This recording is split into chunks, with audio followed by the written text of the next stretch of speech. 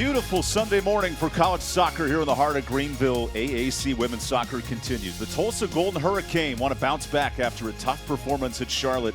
East Carolina, they tested their moxie with one of the best in Memphis. Now they want to prove they remain one of the best teams in the AAC. Great Sunday morning and a good battle. Tulsa and East Carolina gearing up here at Johnson Soccer Stadium. Thank you for joining us with one of the greats, Emily Gray. I'm EvanBudrovich. 2 weeks to go in this regular season. How important are points for both these programs? Points are absolutely everything, as you mentioned, including today, 4 games remaining in the conference season. Both teams wanting to make a push. ECU wants to remain top of their side of the conference, and for Tulsa, they want to keep themselves in the top 8.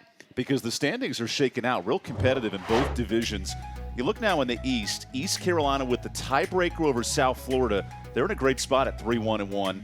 Tulsa is in the playoff picture today, but if they don't get points down the stretch, could be looking outside the top 8, which means for Jim Ryan's Tulsa Golden Hurricane, what must they see out of the true freshman, Kaylin Simmons, our player to watch? 3 goals, a good goal scorer for Tulsa this year. Yeah, you mentioned true freshman. They've been relying on her heavily offensively this season. A lot of young players up front for Tulsa. She's going to have a tough task, though, against this back line of ECU that's been outstanding all season long. That's Simmons for Tulsa. For East Carolina, what a performance by Jasmine Ferguson in this defense. Now, she can score as well. 4 goals this year for the defender, but anchors this back line defensive. She's such a dangerous presence in the box on attacking set pieces for ECU. They've been relying on her heavily as well for scoring goals in addition to Sydney Schnell. But defensively, she's great at reading the game and is important for the back line and keeping shutouts as well. The last 2 matchups have been 0-0 shutouts. We'll see if the goals come to play on this Sunday afternoon. Golden Hurricane and Pirates when we come back. Chance to earn some points and enjoy a special Sunday of soccer here on ESPN+.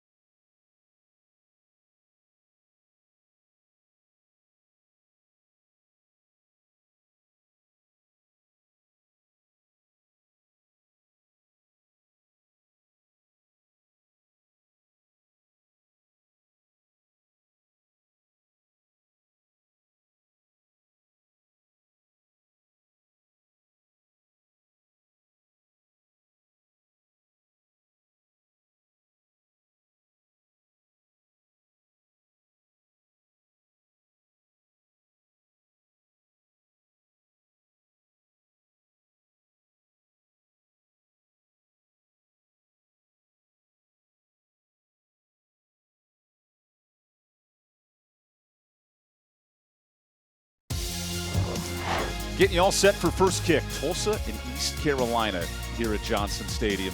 One club with the Pirates that want to continue their first place note. Tulsa wanting to hang on for playoff positioning.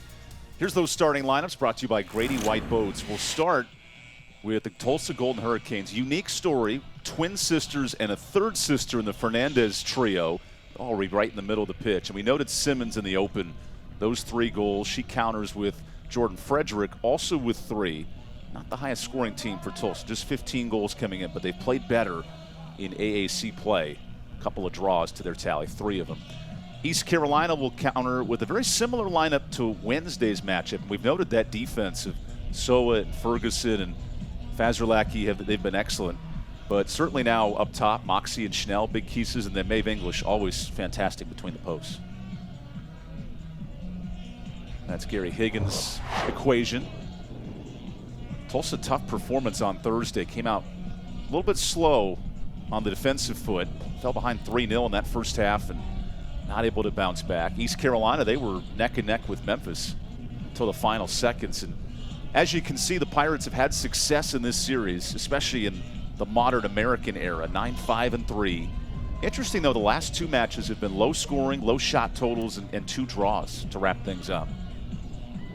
With that wind gusting today, you do wonder who can take advantage of it. Tulsa will have the wind in their favor in this first half. And the Pirates have only surrendered 1 home goal all year, and that was just this week. We get this match started.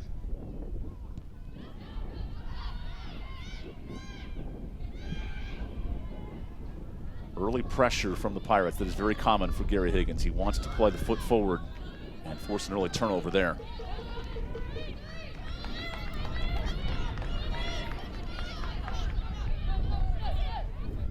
Here's Kylie Alvarez on the throw.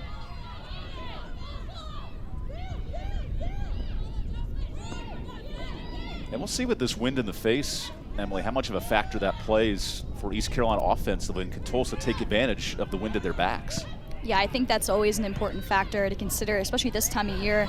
We're getting really into the chunk of the fall schedule, and things like wind start to make a difference in games. All of a sudden, that sense of fall really kicks in. We don't have the foliage yet, but that weather's playing a factor. 10-mile-an-hour gusts at least. As Maeve English gets one of her first touches of the game.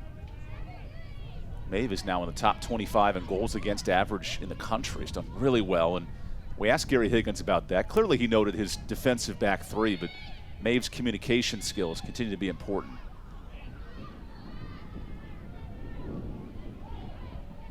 Zachary looked to keep possession. Tulsa gets it back. Aguirre and Fernandez, part of this back 3 for Tulsa. That pass a bit too much weight on it, looking for Leah Diaz. The Tulsa team had started slow, 6 straight losses, then went 7 matches without a defeat, had a nice stretch in late September, but struggled to get anything going possession-wise against Charlotte. Charlotte had over 70% of the possession in that match, won 3-0. There's Jim Ryan, who spent 13 years as the assistant and just recently now, year 3, running the program. And Tulsa with those 3 draws, they have shown promise, but yet to put much together. Just 1 win in the conference. As there's the keeper, Tatum Sanders, hanging on to it. With the color coordination. Great hair to match her red goalie jersey today.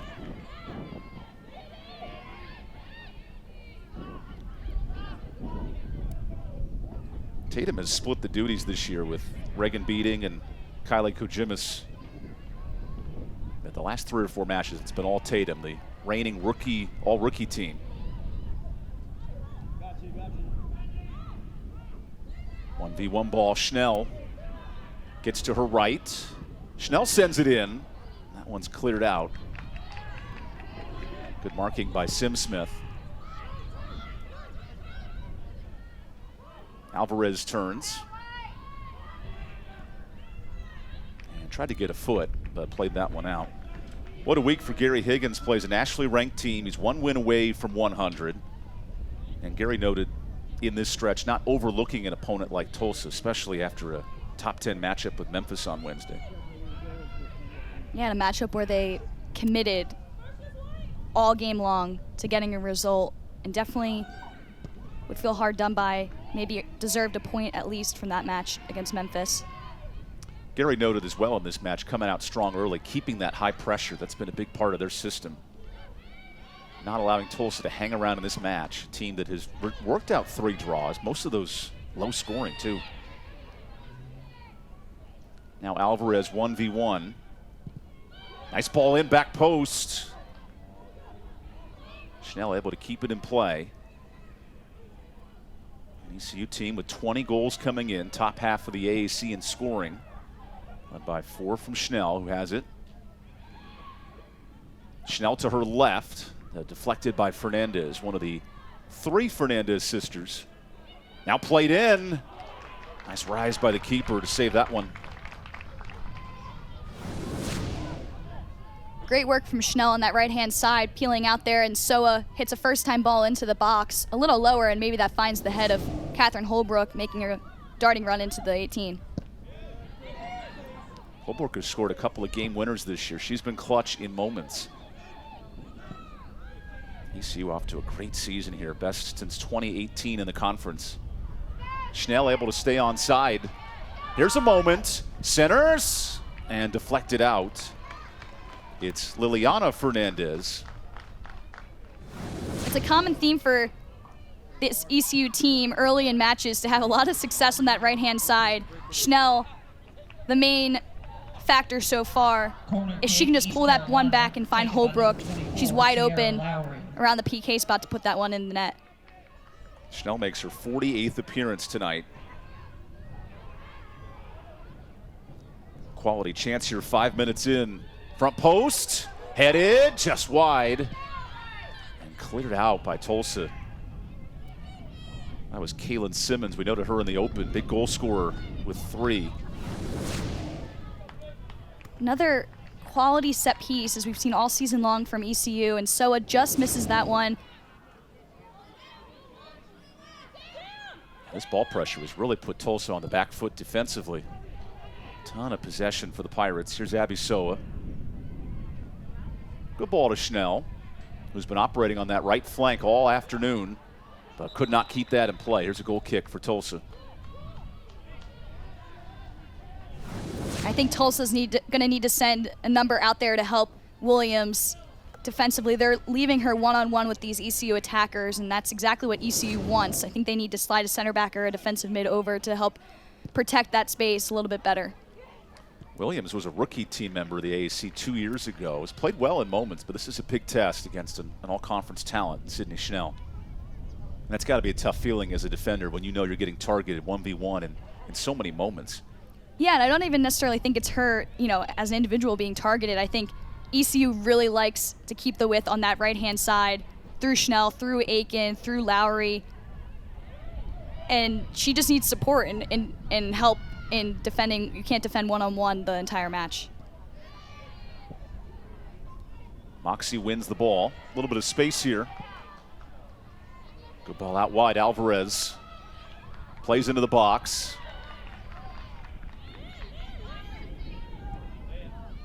The Zackerly draws a deflection, and that was last touched by the Pirates. 8 minutes in, possession, opportunities, and good chances here if you're Gary Higgins' club early. Yeah, Tulsa just need to get out of their own half. But they're weathering the storm so far, which is exactly what they want. Remember, big gusting winds at the back of Tulsa today. If they can get any possession forward, it could cause some chaos. Has not been the case, though. The Gears forced to play that back, and Sanders just shoots one up. Chance to hold possession here for Diaz, and she could not. Holbrook, a nifty little ball forward for Alvarez, and earns the throw. You're right, though, Emily. The width that East Carolina is playing with is really testing and asking questions of this Tulsa defense. And we didn't see as much of it last game, and Alvarez getting forward against Memphis because of the Memphis attackers. She was held back a little bit. But we've seen her get forward on this left side a few times so far. A chance for Holbrook to show off her great arm on these throw-ins. Flicked on. Hold possession, a chip in the box, and a little back heel touch. Tess Sanders. Well, not a shot. That is a dangerous ball to leave in the middle of the box. Yeah, long throws, they're just really difficult to defend. Anything can happen, redirects it in the 6-yard box, and just nobody from ECU to put a finishing touch on it. And you see Ferguson real frisky, just waiting around the box, looking for a ball to sneak free. She's had some great goal-scoring moments, 4 of them this year for the Pirates. Have a chance to play with the ball here for Kayla Fernandez. Kayla and Liliana, twin sisters, and then Ashlyn, the youngest sister by a year. All recruited by formerly the assistant coach, now the head coach, Jim Ryan.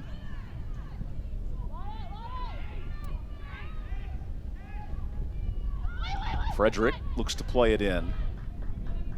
And does concede the throw.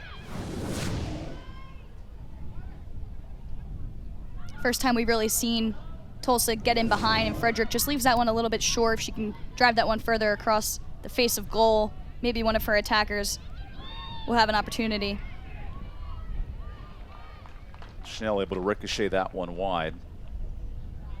Gary Higgins, who noted from a mental aspect, East Carolina is aware of the standings, aware of this matchup, and fresh off a quality result against Memphis, they didn't want to overlook or lose concentration this Sunday.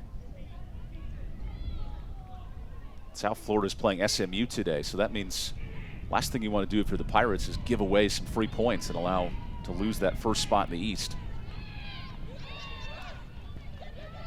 3-1-1, best start in the Higgins era.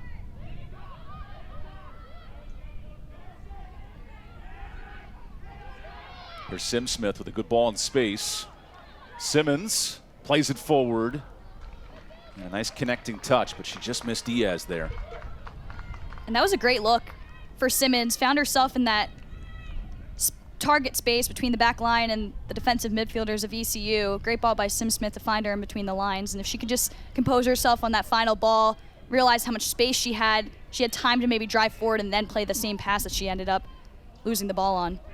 And that's something Jim Ryan wanted to see. More possession and being able to play through some traffic. As there's a late slide tackle, the foul there for Moxie.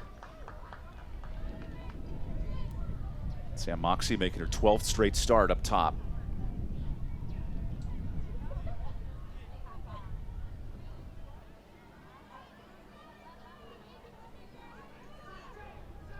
We'll see how dangerous East Carolina wants to be in this space. They'll play it to Moxie. And that wind is pushing the ball everywhere in this first half. Off the front foot, and it rolled 20 feet out of play. Oh, good turn of space for Holbrook. And Williams able to shield her off that time. Schnell comes up with it. Back out to Holbrook. Oh, good ball in. Headed free. McGear able to answer the question. There's a throw for the Pirates. As an offensive player, you must love this attacking, consistent pressure that ECU's applying. Yeah, and I think a lot of it has to do with their mentality in counter-pressing. Whenever they lose the ball, especially their midfielders, and Lowry, Abbott, and Holbrook, they're all really keen and tuned in on the counter-pressing when the team loses the ball, because in that middle space is the best place to win the ball, to go into the attacking third. But also their defensive setup with the back three just kind of locks teams in, and it makes it hard for them to get out. That was a big note from Jim Ryan on Thursday. Lost possession at such a high rate that Charlotte had multiple chances early in the match. Got ahead 3-0 in the first and really put that match away. First loss in 7 conference and regular season matches. It's been a nice run of unbeaten. Oh, good move into space. Ball played wide. Alvarez with a chance.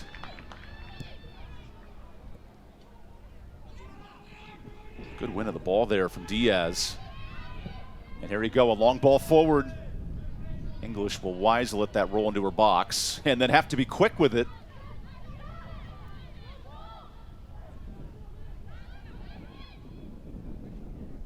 Ferguson looks to dribble free through traffic.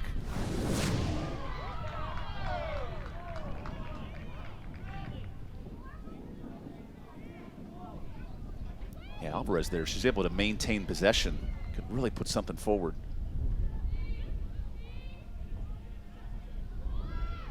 Tulsa team that has battled Oklahoma, Stephen F. Austin this year, learned a ton in the preseason or the non-conference. 0-6 to start, but they've been much better since. Largely due to defensively. 3 draws have held teams off the board in the AAC.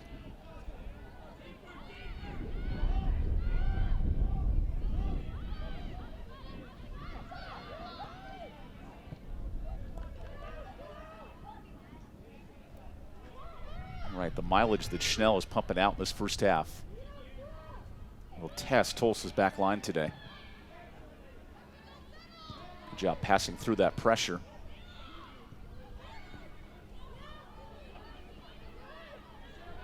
A little space here for Gear.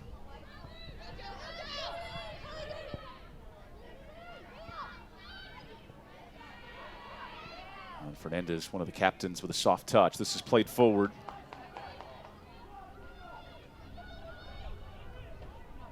Schnell operating without numbers, able to create an avenue.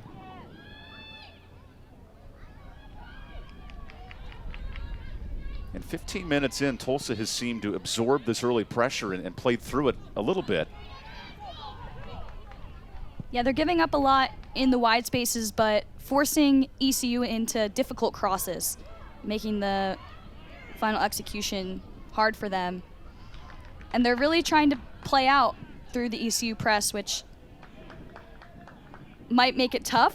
They might need to bypass the press a little bit sometimes. But it seems to be working. They're growing into this game without a doubt.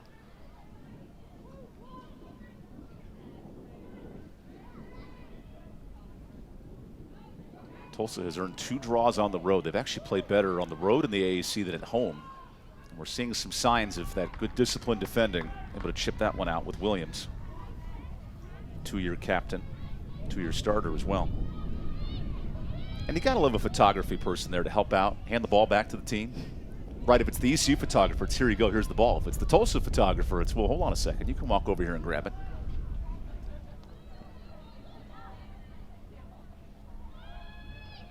Flicked away.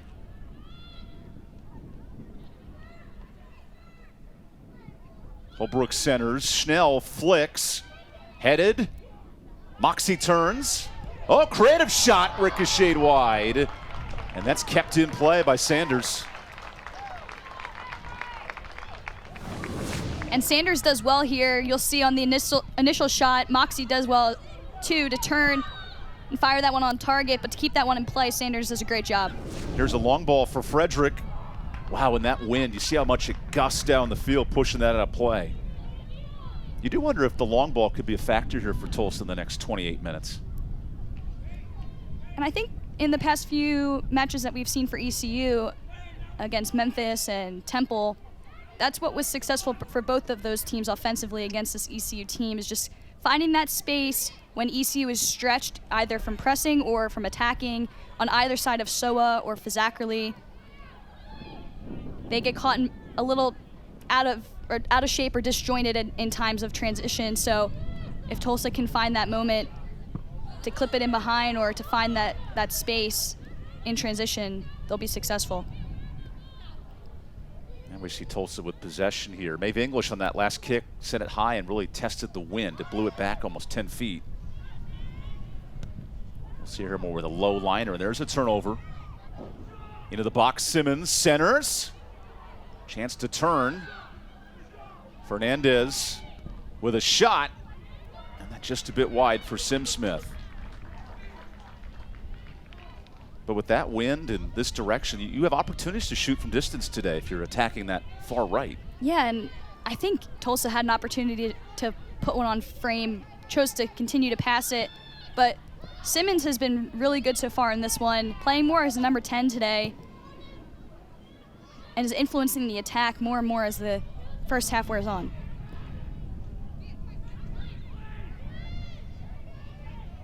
The Fernandez sisters feed it back to each other. Here's Kayla. Good touch there by East Carolina to win it back. That was Lindsay Aiken. Sierra Lowry, who will come forward at times, part of that unit.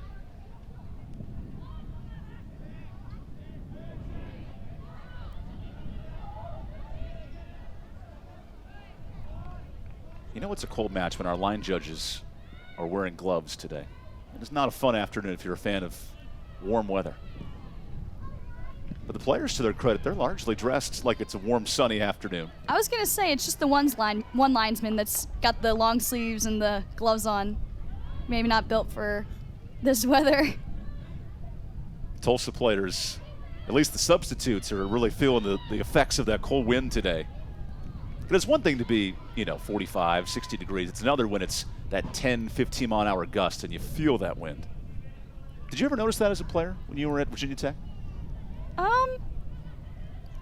Sometimes. I don't think, I think this is kind of nice weather to play in.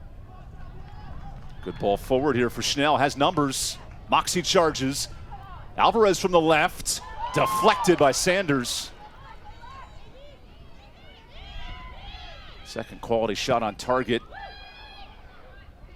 Moxie has it chipped. Holbrook lets it go, and a bit high. And Schnell with another opportunity. It looked like she was going to blow by Fernandez. Cuts inside on her left foot, and just a great save from Sanders to push that one wide. And Holbrook with an opportunity with the bouncing ball outside the 18, unable to put it on target. One of the rare counter opportunities for the Pirates today. It's typically been heavy on the ball. The Tulsa team that knows how valuable points can be today. Right now they're at the edge of that top 8. East Carolina currently sitting first in the East, number 2 overall. They know how valuable points can be. This is Frederick. A little space here on the right flank. Frederick centers it. Wow, Simmons was right there. Good clearance from Soa. Diaz flyers it in. Ferguson wins it. Looking for a foul. Tokarczyk won't get it.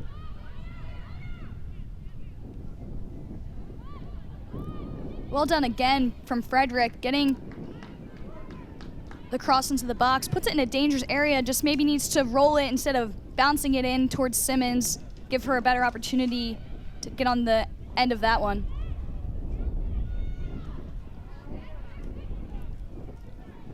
Tulsa more of a set-piece scoring team this year, but they're creating options in the run of play. Aguirre gets it out wide. Frederick beats her line of defense, gets through 2. Frederick centers, and a good test for English. Maeve English making her 64th career start today and up for that challenge. And we talked about it at the start of this match with ECU applying all the pressure in their press, forcing Tulsa to be in their own defensive third for the majority of the first 10 minutes. But similar to what we saw against Memphis, they kind of flipped a little bit, turned the tides, and now Tulsa's really dominating possession, creating a lot of opportunities. There's a late foul on Tulsa. Diaz called for it.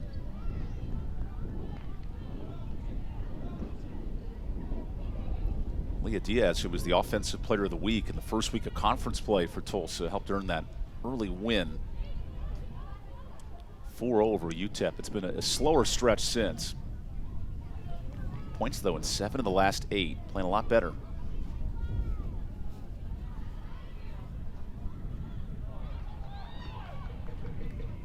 Little disagreement there. ECU earns the throw.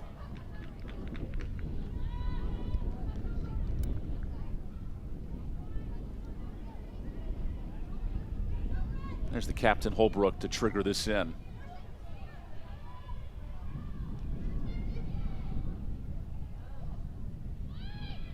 That's flicked out by Fernandez. It was Ashlyn Fernandez. Holbrook hustles to keep this in, and does. Just chips it wide. Good play of individual effort there from Holbrook.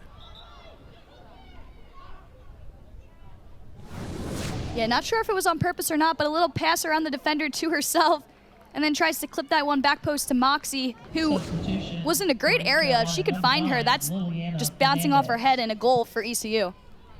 As Moxie subs out, great point She ran into open space, too, created an opportunity there. Emma Sheehan will check in, the Argyle, Texas product.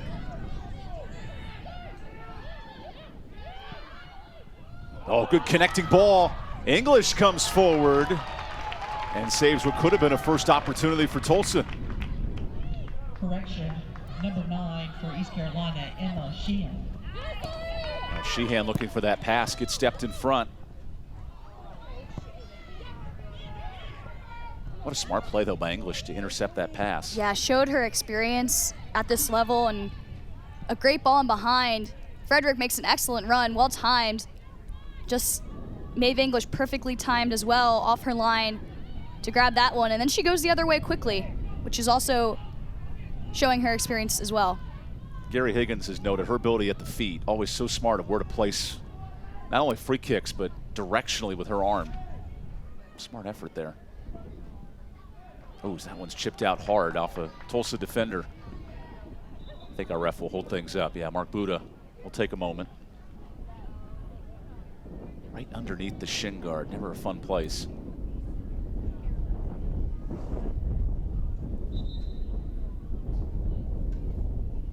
We'll stop play here, in fact.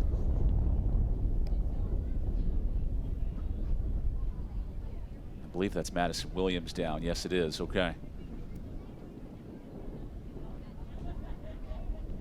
Yeah, that's one place very unprotected.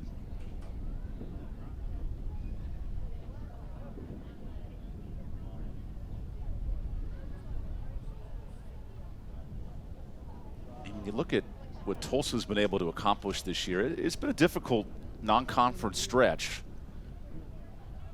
Lost the first 6, but to the Golden Hurricanes' credit, they bounced back here in conference play. 10th year in the American. A difficult performance at Charlotte, and Jim Ryan was very frank. His team didn't come to play in the first half, but a team that in moments has shown an ability to create shots, and now in the top 5 in shots on target.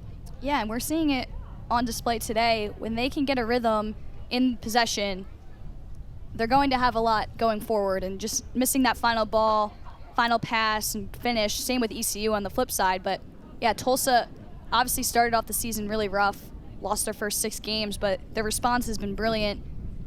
And if they can continue pushing on, they'll make their way into the tournament.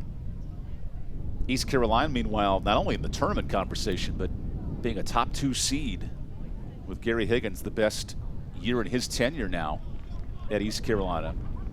Came into the week yet to concede a goal at home. They did give up the 1 to Memphis, but clearly the pressing and the ability to play quality defense has made the Pirates a dangerous team. Yeah, they're a difficult team to score on. And a lot of teams that have come into the stadium have realized why. It's a huge component of the way they play, conceding minimal goals, and this season they've really added to the goals that they've scored, which has obviously contributed to their success overall. Great point, Emily. They were top 5 in the AAC in goals against last year, but adding that prolific 20 goals does change some things. Holbrook throws it into the box. And that wind continues to pick up. Hard to even connect long distance passes in this first half. Good touch to keep it in. Tokarczyk sends it forward. The free runner is Frederick. She's had a couple of balls here, but can't catch up to that blistering wind. Yeah, and Frederick made that pass received from Tokarczyk more difficult because she was so straight on and didn't get wide enough. So Tokarczyk had a difficult angle to play her the ball, which is why it just ran out of bounds, also because of the wind. But if Frederick pulls out wide, it makes the pass easier and more obvious for Tokarczyk. Great point, shortening that distance too, making it easier to connect. That's why I'm glad we have you here, Emily, to provide some perspective. It's the little things, right, in these players' development and some young players on the field. And Frederick's only a sophomore. She'll continue to learn, and Coach Ryan will obviously go through those things. And she's a quality player, so the little details to her game, I mean, she wants to get one-on-one and get at players. So those little things, they make the world a difference. 6 underclassmen starting today for Tulsa, a mix of youth and experience. Now Tulsa maintaining possession here the last 10 minutes. Good ball in a space for Sim Smith. That pass is deflected.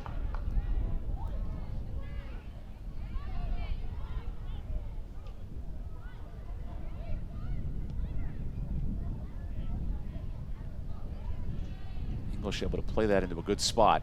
Pirates win it back. Now a long ball forward for the substitute.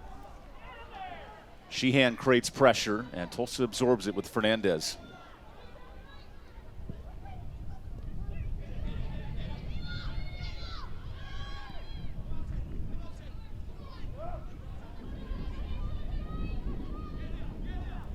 Good flick, knocked out by Soa. Wow, and Schnell is everywhere on the field today, making things happen on that right side.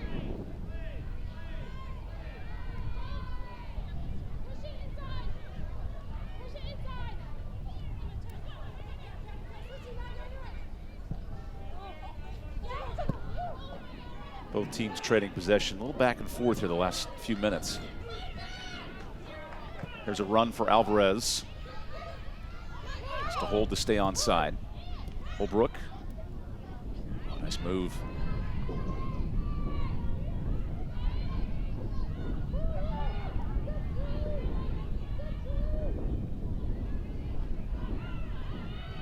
Schnell turns in. Not much space there. Sheehan. Little 1v2, and it's deflected back to the keeper.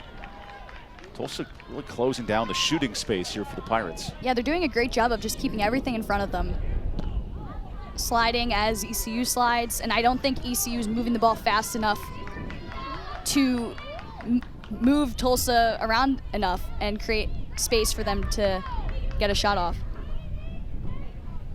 Yeah, you imagine Gary Higgins will note switching to field of play more in that second half if he gets a chance to discuss at halftime. Simmons couldn't hang on to that one. Good collision. Turn of the ball here for Schnell. She's controlled a lot of the possession for ECU. Sheehan is onside. Emma plays it forward. Holbrook misses. Good one-timer opportunity. And that was an outstanding string of possession for ECU. One of the best we've seen here from our vantage point in the booth all season long from them. Sheehan with the final ball to Holbrook, and just a little bit of an uncomfortable finish, lets it roll across to her left foot. If Sheehan can lead her, maybe that finish is easier, or if she's not gonna lead her, Holbrook maybe can use her right foot to bend it, take a close touch within her body. But that all starts from Sydney Schnell holding up the ball. The variety in what she can do for ECU is absolutely tremendous, and her development over the last few seasons has been great. Yeah, in year 3 now, Schnell's taken a big step. That's a good observation. And we've seen it all just in this first half of her pressing ability, her energy, her work rate. On the flip side, offensively, she's been wide, going one-on-one, crossing balls into the box, and now we've seen her in the last few minutes be central, making darting runs in behind, but also being a deep line playmaker.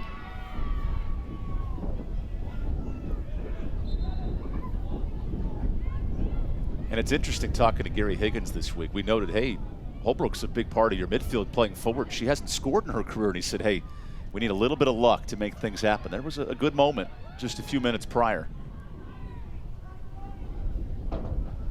I think for players like her, yes, she plays in the position in that number 10 spot where you'd like, if you're Coach Higgins, for her to start contributing in goals and assists. But she does a whole heck of a lot more for the team, and with how defensive-minded ECU are, they lack a little bit from that midfield spot going forward, but it's a huge part of their identity for those players to be pressing and running around and working hard all game. Here's possession for Tulsa. Fernandez. Chipped ball in. English rises up for it. Yeah, 4 assists for Holbrook this year. She's been connecting on pieces, but yet to find one of her own.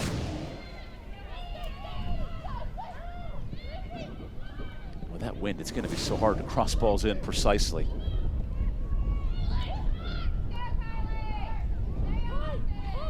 Alvarez into some space. Schnell is not onside. There's the offside flag.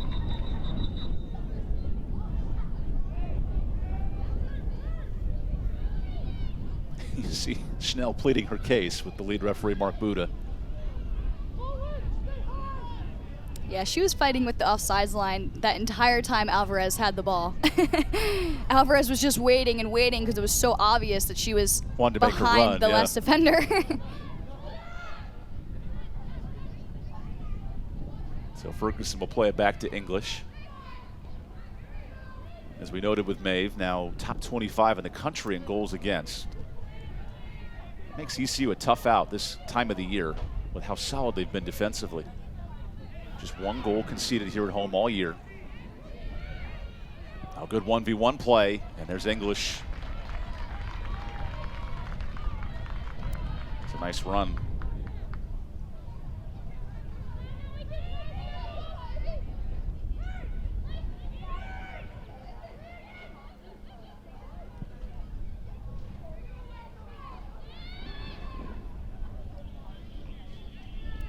Was Piper Safransky on that shot. New substitute in for Tulsa. Both teams, though, largely with their starting 11s, just one sub each.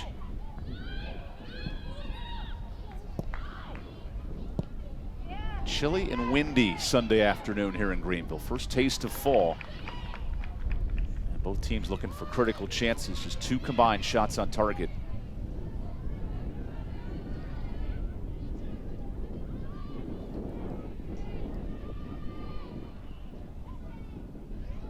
My last pun of the day with this, but clearly fitting with the Golden Hurricane coming to town. It is a bit windy and hectic weather.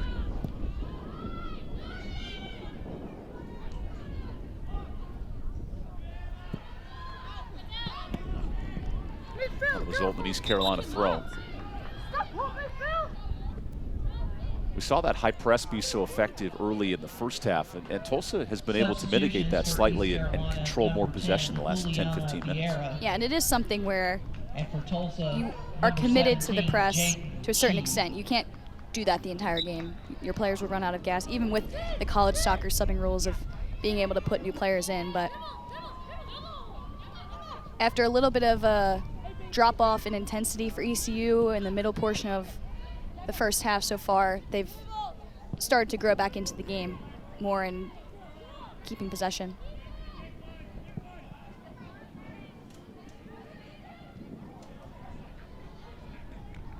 As Tulsa gets the throw, we saw Juliana Vieira come in just a moment ago. And there's Coach Hagan searching for an important 100th win in his tenure between Lenore Ryan and now at ECU. Opportunity for Simmons.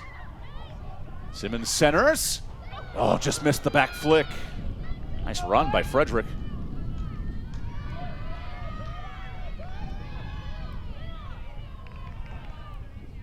Frederick's been very precise, making some nice runs today. Yeah, nice run by her, but you won't see it on your screen initially, but 17, Jaden Shee comes running into the box.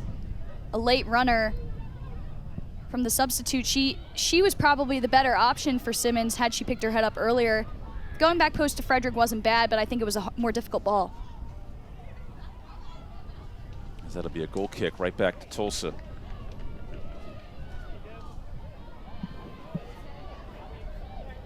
Sort of get this feeling out period late in this first half. Each of the last 2 years, results have finished 0-0, a couple of scoreless draws.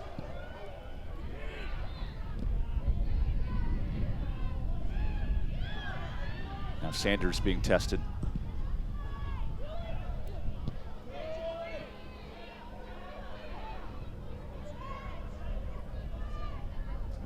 As we tick to the 9-minute mark of this first half. Final 2 weeks of the AAC. Then the conference tournament starts Halloween week, which I love to see.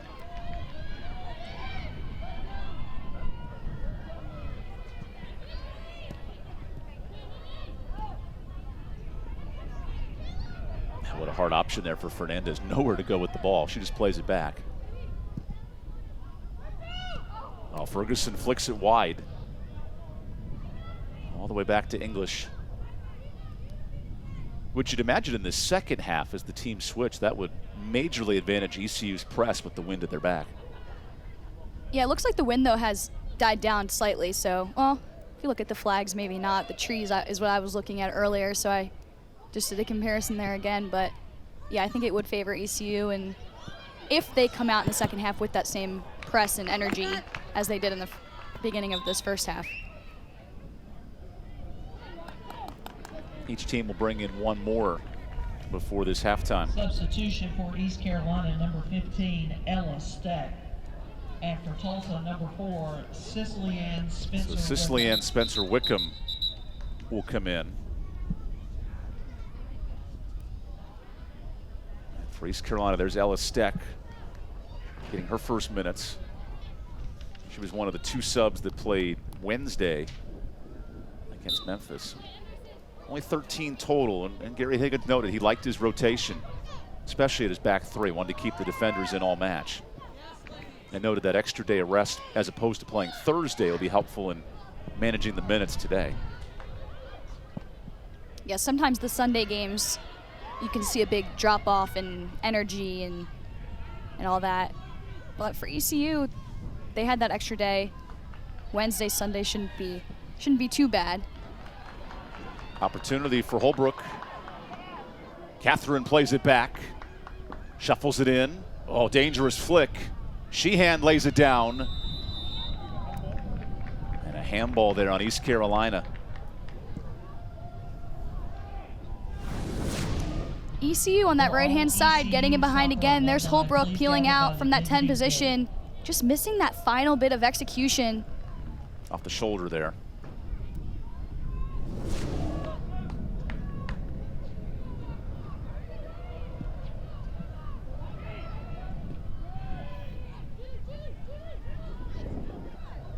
One shot each on target for these 2 programs.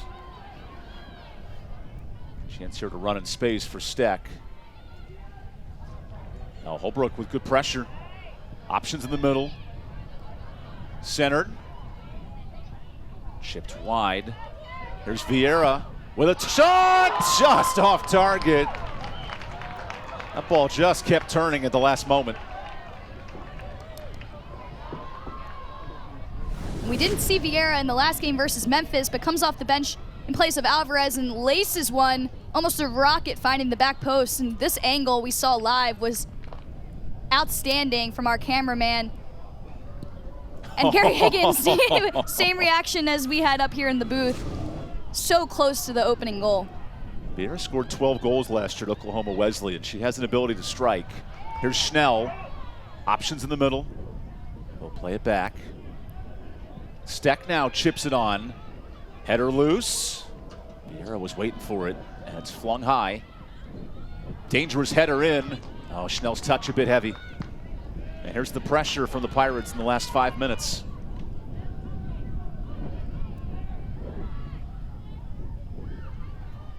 Steck. Here's a long ball in, looking for Schnell. Holbrook runs to the corner. Holbrook turns, plays this in, and Fernandez flicks it wide. Good pressure, Lowry. Lowry maintains, wants the whistle, and will not get it. Now a chance to counter here. The long run of the ever dangerous Frederick is cut off by English.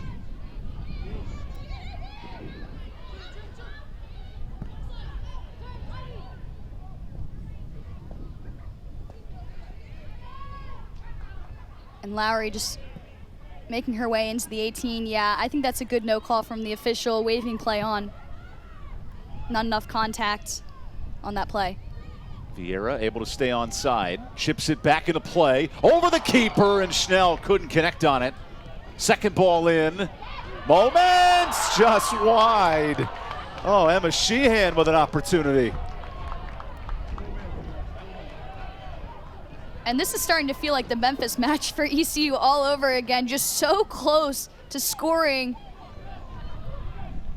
on having so many chances in a row pile up and just lacking that final bit of quality. As I mentioned before, Vieira clips that one back post. Great defending from Fernandez there, and then Sheehan gets the ball back in. And played it on her strong foot too, the right, just shot it wide. Interesting moments here for East Carolina in the last 6 to 7 minutes. 2 good chances. And we're talking about all these chances, but none of them have really even tested Sanders here so far.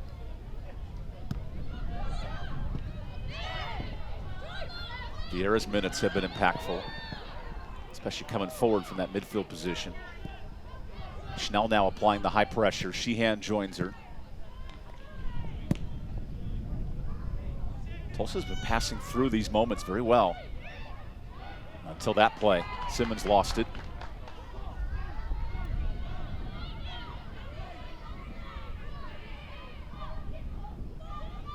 Schnell maintains it. 2.5 minutes to go.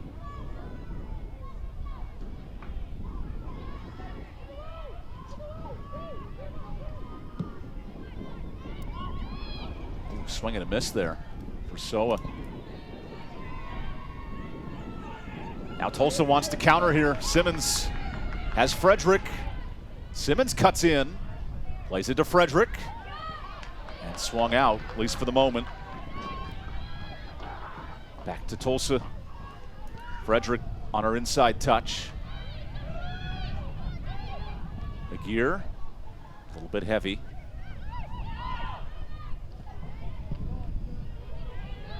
We noted with Tulsa coming in, a good team of creating shots, 4th in the AAC at opportunities.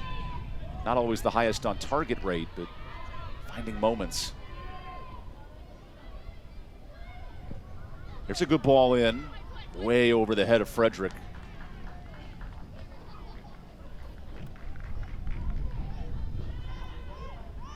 May I have your attention, please? Will all ECU alumni, please, soccer alumni, please gather by the visiting side gate.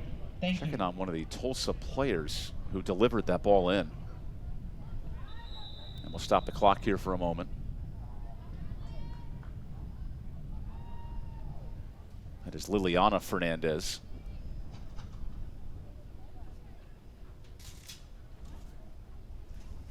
Looks like could be a bleeding situation. Hope Liliana's okay. Could have a contact lens issue.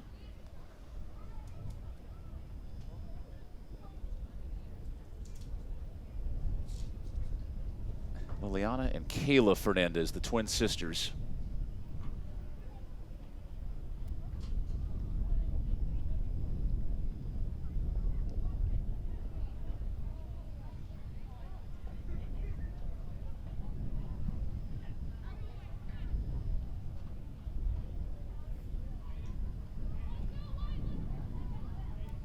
So it looks like she'll be out for the next minute. Get checked on during halftime. And here's the substitute, Britt Collins, true freshman at Austin, Texas. Britt goes from sporting that big, thick sweater to getting right back into things. Probably the best feeling in the world right now with this weather today. Substitution for Tulsa, number 19, Britt Collins.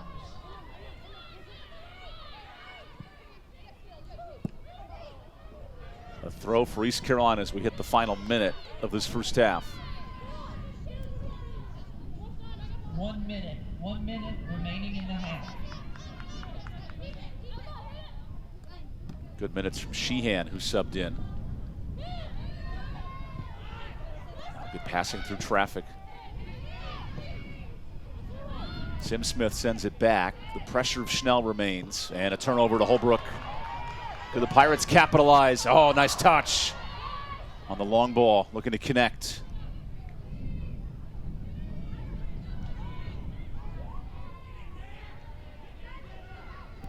Ticking down under 30 seconds.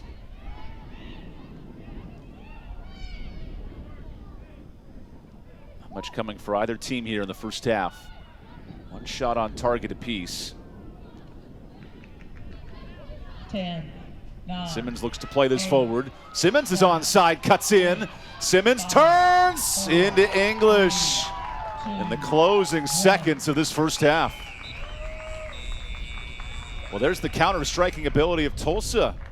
Maybe playing a factor here late in this first half. Yeah, what an end to that first half. Simmons had more time than she thought. The clock is expiring. She thinks she has to rush it on her left foot. Had a great chance. Oh, that right side of the goal from our angle here was wide open for her. Difficult finish with it being outside the box. But that, you're exactly right. In transition, Tulsa just need to pick their moments, and they're right in this one. Tulsa's had 2 or 3 big transition moments today. Nothing to show for it. East Carolina with a ton of possession. Bunch of corners into the box, bunch of crosses in, but no goals. And now these teams look to refresh for another 45 minutes. It is unique now the way Tulsa has played this match. Very comfortable living on a 1-0, 0-0 type performance, and you could tell East Carolina, they want to press forward and make some things happen, but have not been able really to break down this Tulsa defense so far. Yeah, and ECU just need better execution in the final third and capitalizing on opportunities. And one of those things is varying their runs in the box, which I'm sure Coach Higgins will talk about at halftime. There's Jasmine Ferguson, who's watching her teammate on the video board right now. A little feature. Maybe we'll have a word or two for Abby as they're in the halftime break. We'll come back and break down all the highlights and get you set for the second half of play here in Green.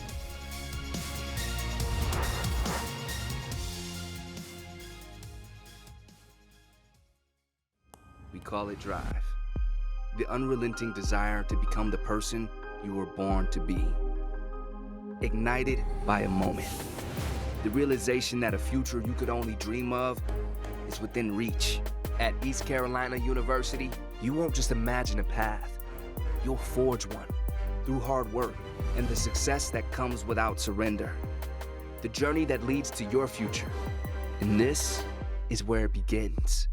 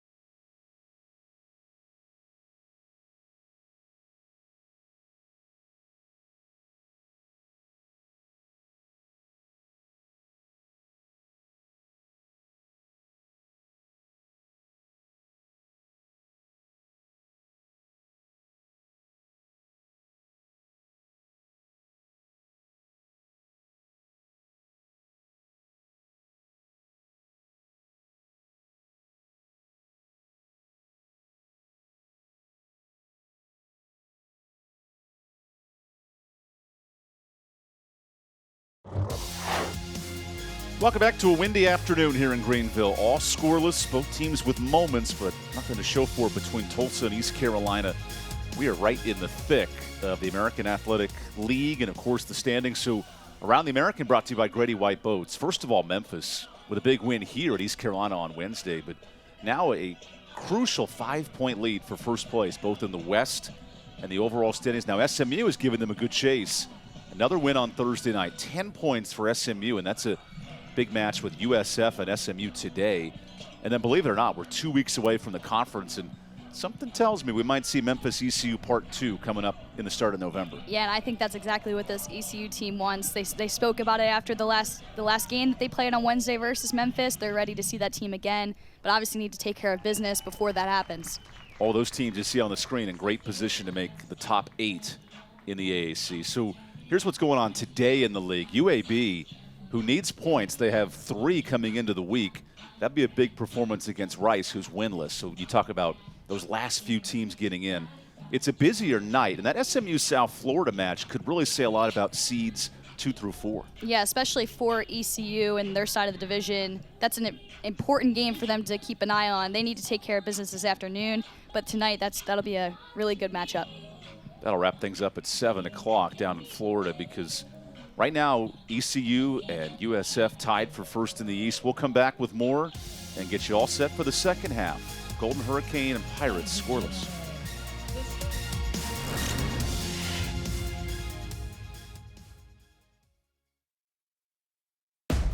So why does the University of Tulsa attract the most National Merit Scholars per capita? Easy.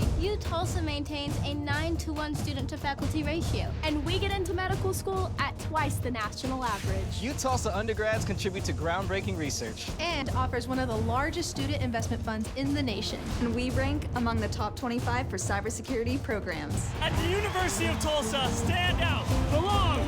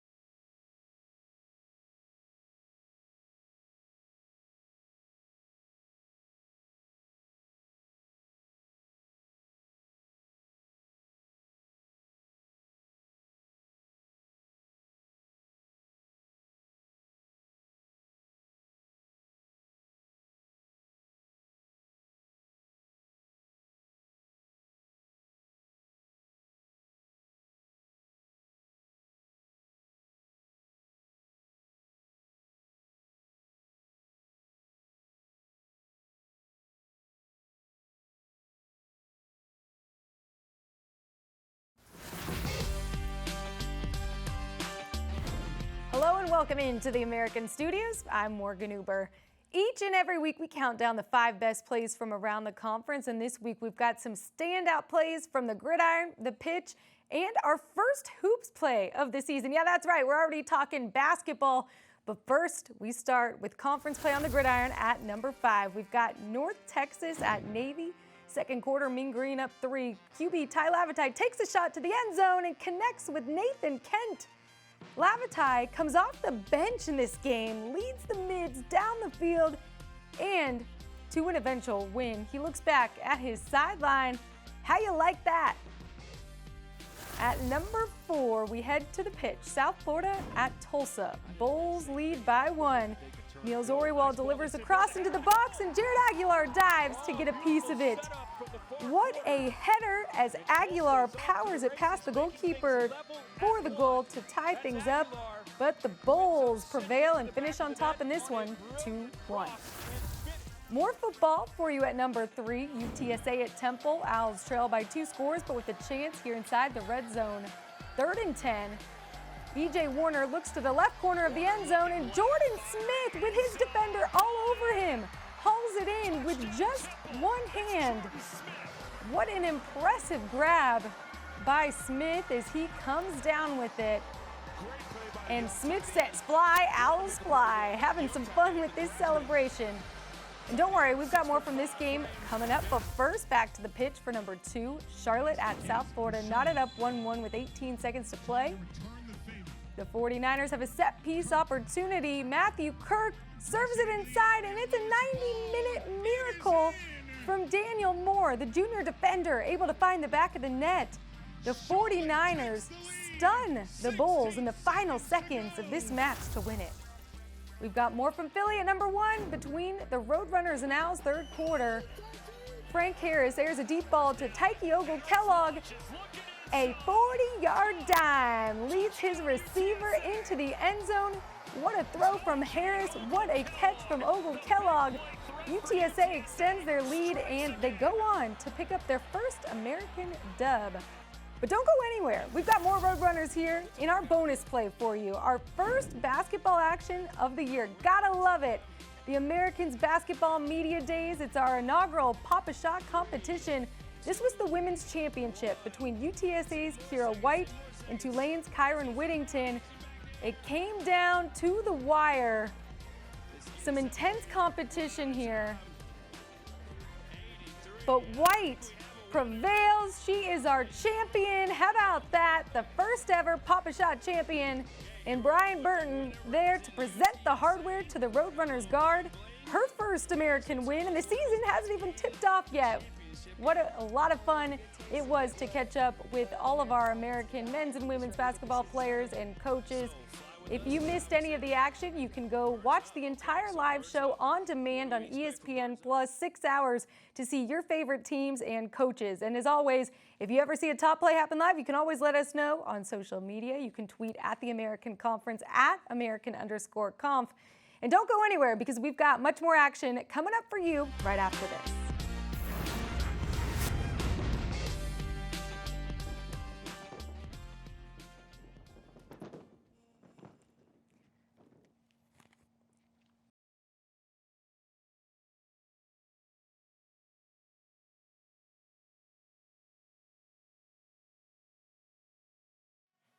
Yeah. Sure, we'll watch him here.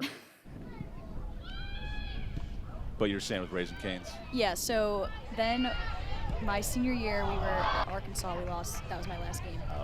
But on the itinerary, we were supposed to go to Raising Cane's. So I was like all sad, but then I was like, all right, I'm finally going to get to try this. Because we don't have one near me in New Jersey, and obviously at Virginia Tech, it's not close. Sure. And so we're like on the bus, and they end up taking us to Torchy's, and I was like, are you freaking kidding me?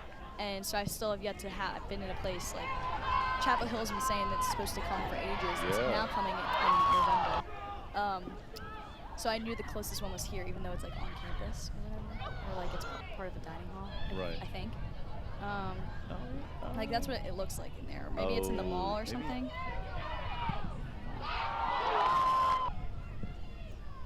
Oh yeah, it's like a student center thing. Oh yeah, we had that on campus too. The camera thanks you. 5 minutes ago. Yeah, so it's probably not going to be as good as maybe one of the other locations, but I still, it's probably so bad for you, but I'm like, Or here, you need to ask Kyle to order Raising Cane's for the Charlotte match. They can have it as a pregame meal. Oh, yeah. Because then he'll get the whole catered thing, and you'll get a nice. Awesome.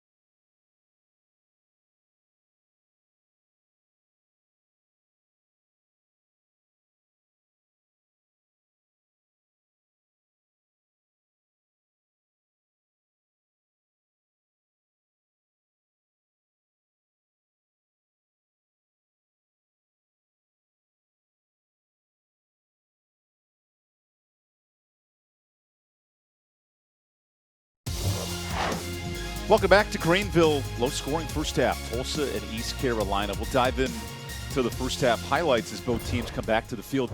A couple of chances with good run of possession here for the Pirates early in that first half. Yeah, they dominated the early portion of this first half. Here's a chance for Moxie that goes wide. None of them were clear-cut opportunities. Schnell had a couple that possibly were. but nothing too much of threatening Sanders in this first half. And then Frederick did a nice job creating moments for Tulsa in the middle and the later stages of the half. Yeah, Frederick has been very creative with her runs in behind. Her and Sanders have made a great duo up front for Tulsa. This may have been the best chance as Holbrook sent that wide. And late in the half, Simmons and crew had a couple of moments. There was one. ECU brought Vieira on. That strike was lovely, just a bit wide. Yeah, Vieira made a great impact off the bench for ECU with that rocket of a shot that almost found the back of the net, and then with her service into the box as well. 10, 9. This was in the closing seconds of the half. Maybe a second or two more to direct that more corner. But instead, right into the midst of English. You see the shot totals, limited chances on target until late, and ECU's had a ton of the possession, and yet Tulsa has countered in spots and made some things happen. Yeah, Tulsa have definitely picked their moments to get out of their defensive shell, win the ball, and go forward in transition. They have the players and the quality to do it. They've also at other times settled down in possession and knocked the ball around. ECU definitely have dominated more in the final third, have gotten more service into the box, but like we said, I mean, one shot on goal, they haven't threatened Sanders too much. That's what makes these next 45 minutes interesting. Tulsa needs points for its tournament's sake. Right now sitting right at the edge of 8th or 9th in the AAC. At East Carolina, they want to keep up with South Florida in the East Division. Big minutes for Catherine Holbrook, who was within a few feet of her first goal this year.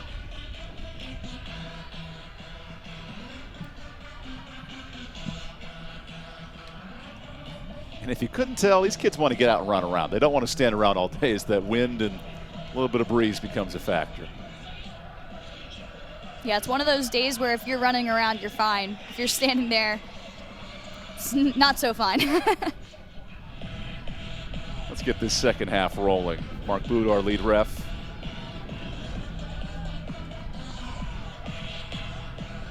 Embrace live television, ladies. You have to embrace it. I love that stuff.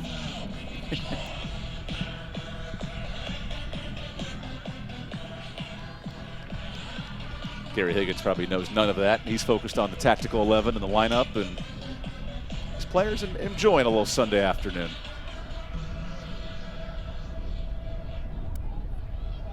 Oh, she was doing the work there for a second. There we go.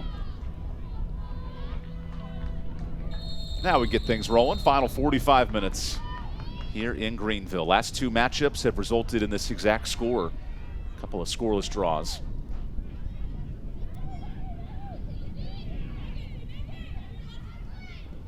Tulsa has mitigated some of that high pressure that East Carolina loves to apply.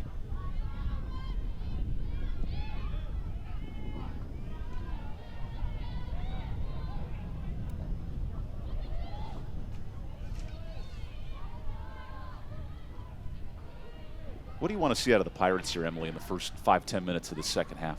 I think they need to come out exactly how they did in the early portions of the first half, with a lot of pressure, pin Tulsa back.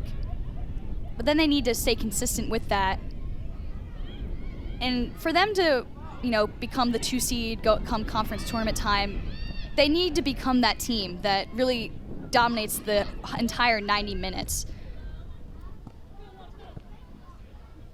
They've had a majority of the possession, but only one shot that has tested Sanders today. Here's English coming out. And that long ball goes out. As these teams do shift, the wind is at the back of English and the Pirates. More of a factor in that first half, but still blistering about 10 miles an hour.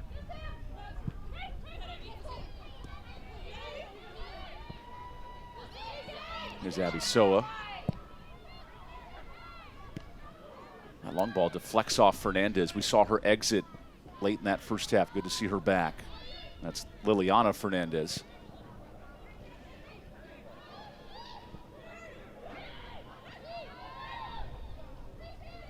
Lowry into some space. The Pirate team that was held scoreless on Wednesday by a very talented top 25 Memphis team. A couple of missed moments in that second half that could have equalized it. You see how they'll respond today.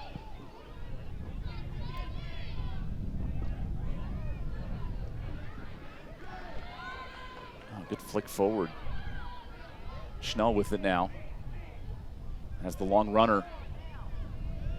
Elects not to play it. Schnell turns, she shoots. Looks to test Sanders early. I don't mind the idea from Schnell there. Chooses not to play Fazakerly on the overlap, but once she decides not to do that, needs to really drive inside on her right foot toward goal. She took a little too long to decide what she wanted to do there. And she ends up dragging herself facing the sideline when she's shooting rather than facing the goal directly. Made her shot difficult. Juliana Vieira, who subbed in, remains in the second half. Played some good minutes late in the first. Moxie centers. Just over the head of Holbrook. Great ball in from Moxie here. Cuts inside on her right foot and clips that one back post for Holbrook. Just needs a couple more inches to her height there to get on that one. It timed the jump well, too. Just played that ball a little high. Sanders sends this free. 3-year starter. But that's the type of look for ECU you want to see. Someone, a winger crossing the ball in and picking out someone. Schnell runs forward. This is knocked down by Sanders. And a nice through ball looking for Sydney Schnell that time. You talk about Vieira and her impact. This is why she stayed in the match. For her quality final ball. Such a creative player.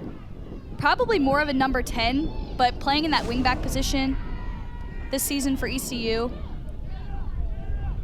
And a great ball in behind. Schnell really active in this game. Vieira did play all 90 against Duke. She subbed in moments here in the conference. Oh, good pressure to run in there and win the ball for Diaz. Just snuck in front of Ferguson.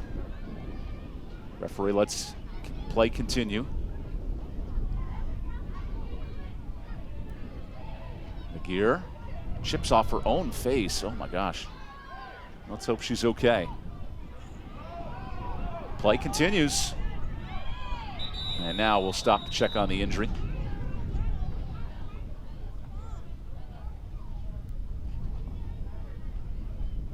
Gary took that one right off the face.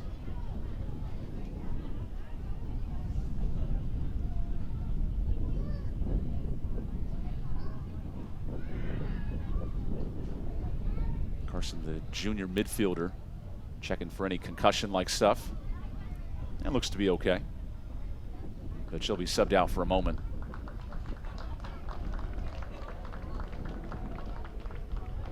I do wonder, will they play with 10 just for a quick minute, let her re-enter? It seems to be the case.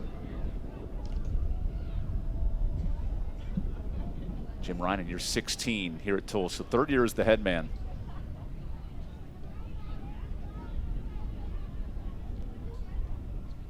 These are crucial points for Tulsa. A draw would be helpful, keep them in the top 8, but we've seen that UAB Rice result, really getting the 3 points would keep Tulsa in the top 8.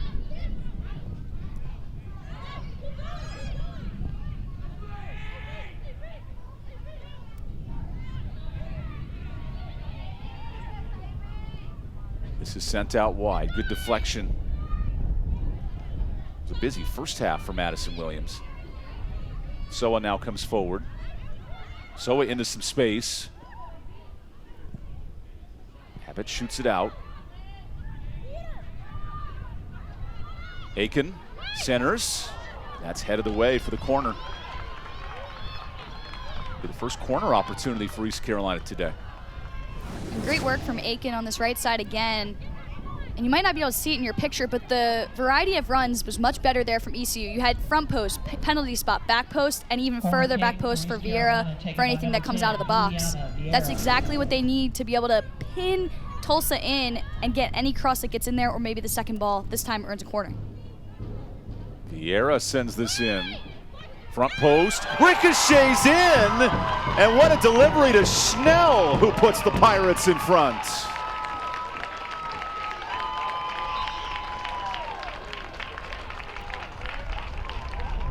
East Carolina had knocked on the doorsteps all first half, and they get this one in. Yeah, it looks like it might have been an own goal there. that was redirected, but Schnell and Fazakerly among the ECU players putting on pressure, making it difficult for the Tulsa defenders.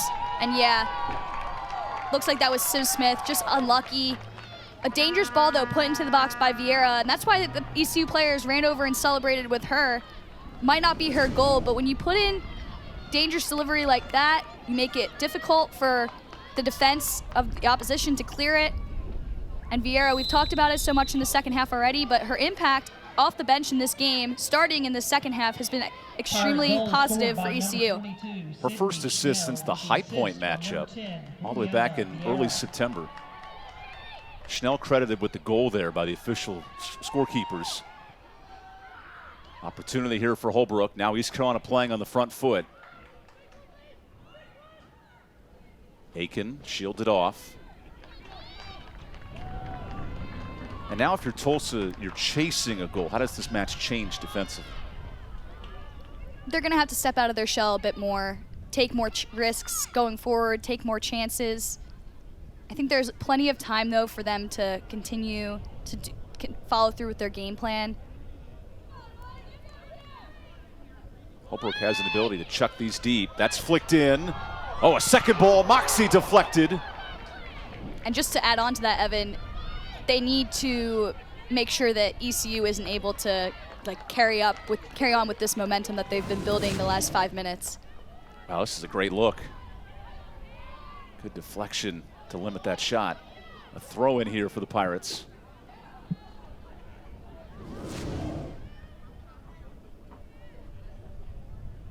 This is rinse, wash, and repeat from the other side of the field just a moment ago.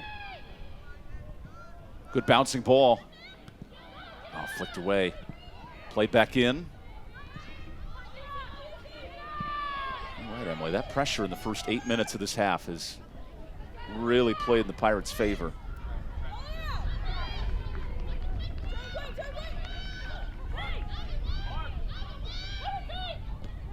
Long throw in looking for Simmons, and Soa comes forward.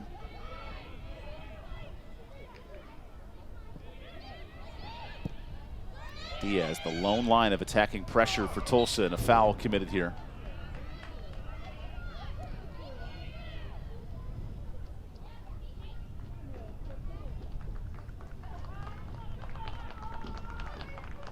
Now a moment to play this in if you're Abby Soa.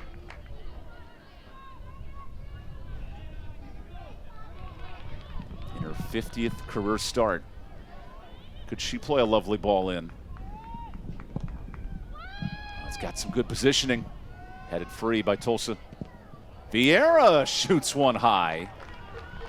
And why not let it fly from outside the 18?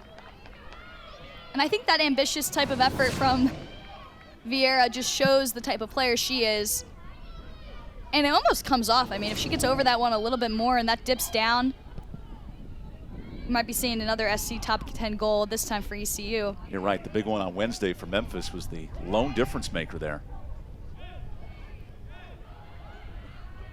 And I think that's something. Oh, Moxie a turn on the ball. Numbers. Moxie centers it a bit behind her target. Wanted Schnell there. Can Tulsa counter here? Long ball for Frederick. That ball just dies in the wind, and there's English flying forward. Now Maeve's got to get back between the posts. A dangerous turn for Torkarczyk. Let's see if Tulsa can play these numbers. Frederick out wide. 1v1. Frederick looks to turn. Can't get the whistle. Fazakerly wins it. And Maeve English just comes running off her line. Once she went, she had to commit to it. Dangerously comes out there. Not sure if it was the best decision, but in the end it worked out. And that's our first example of really seeing the wind play a factor. That ball completely died behind Ferguson, and Maeve is still down. Whistle will blow here to check on the keeper. You saw that hard collision with her own player in Jasmine Ferguson.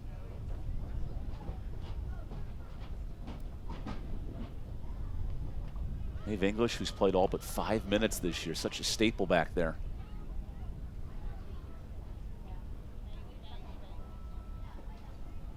English pleading her case that she was interfered with on that kick. Something we see a lot from goaltenders. Like, they come out of the box and... Well, especially at that distance, too. Yeah. But at that point, you're a field player, so obviously hope she's okay. I think she will be. Just took a knock to the ankle there. Athletic training staff taking a moment to check on Maeve's ankle. There's Coach Higgins, who speaks so highly of his veteran goalkeeper. Local product right here in Greenville. Having another quality year, 7 shutouts, anchored by that back line, of course, but now Coach Higgins gets his look. Maggie Leland, the other keeper that's played the 5 minutes. You see Michaela Wetzel warming up as well, just in case.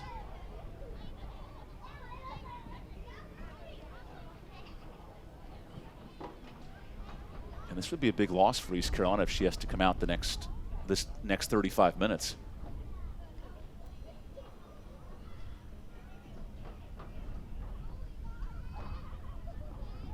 Excellent numbers for English.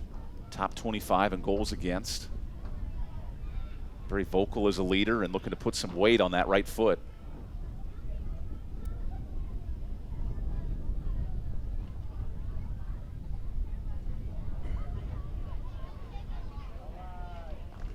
Okay, she gives the clearance to keep playing.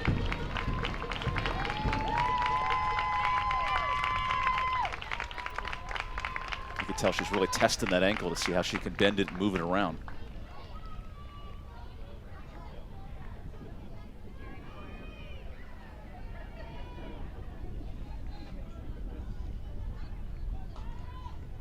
You always wonder how teams, after this long time of, Maeve English being down, stoppage of play, you always wonder how teams will respond out of that period of time off. Good ball sent in, flicked on, and there's English with her first test of the feet.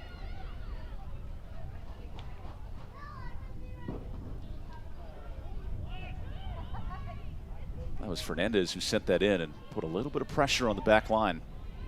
The 1 goal difference on the Sydney Schnell credited possible own goal, but East Carolina will take it. Here's Schnell maintaining possession. Oh, dangerous kick there, and then a shove, and there's the whistle. Sim Smith a little aggressive. Yeah, a bit unlucky from Sim Smith. Does well to battle Moxie here, but in the end gives her a little shove in the back. Because you're right, that initial touch is all clean. They're both going for the ball. But any foul within this range, in terms of giving ECU an opportunity for a set piece, it is dangerous. No matter how far away you think it is, they have players who can serve it in. Vieira is one of them. Vieira with the assist today. Plays this short. Flicked middle. And with a rushing in Holbrook. Nice job by the keeper and Sanders. Okay, this red v red look is amazing. I am loving every second of this. With the yellow scrunchie. The yellow scrunchie dye the sides of the hair red. Gets a real like Dragon Ball Z vibe. If you catch my late 90s, early 2000 drift.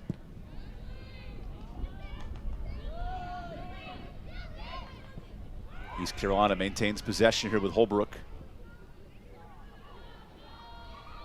Vieira, nice touch to play that in. Piece of 1v1. Centers. And Fernandez flicks it out. Hard to get much oomph on that. And Vieira with the drag down. And you could see defensively on that 1v1 opportunity with Vieira on the ball. Defensively, Aguirre was defending her and forced her to come inside on her right foot, and Vieira was not having it. She just wants to have the ball on her left foot, still gets in a good piece of service, but smart from Aguirre because Vieira wants to stay on that left foot, force her inside, maybe you have an opportunity to win the ball.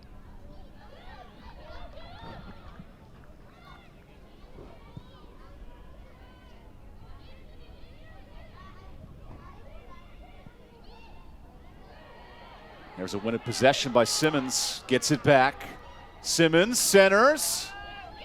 Diaz shoots, and English tested right at the post. more importantly, testing that right ankle, and she dives effectively.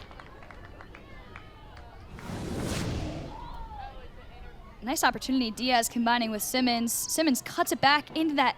Oh, it's such a perfect spot to cut the ball back into. Diaz just, when she played the ball out to Simmons, just kind of watched Simmons go and dribble, but needs to make that darting run exactly where the ball wound up. So she can have a one-timing shot, not have to regain possession. Yeah.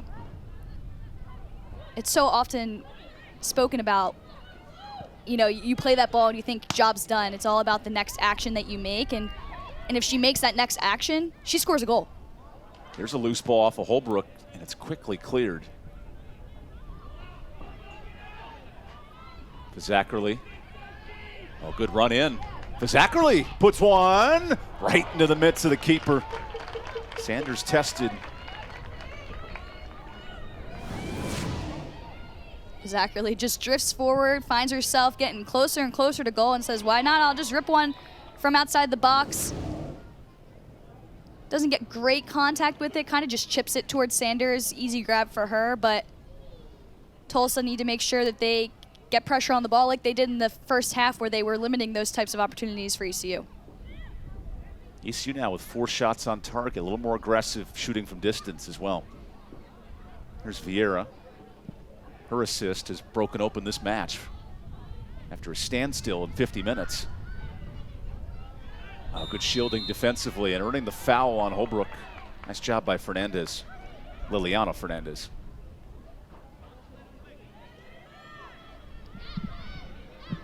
Liliana, Ashlyn, and Kayla, all part of the starting 11 for Tulsa, all recruited by Coach Ryan.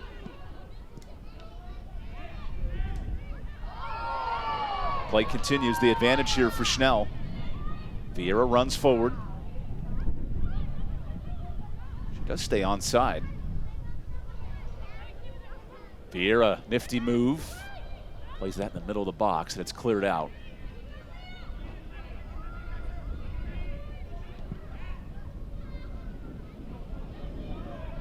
And you can tell in these last 15 minutes just how difficult it's been for Tulsa to maintain any possession.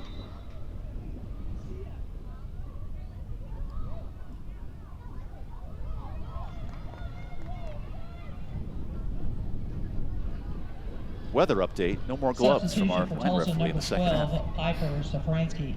Maybe he heard me say something about him not being good with this type of weather. It has warmed up just a touch, up to 61 now. It was in the mid-50s when we started.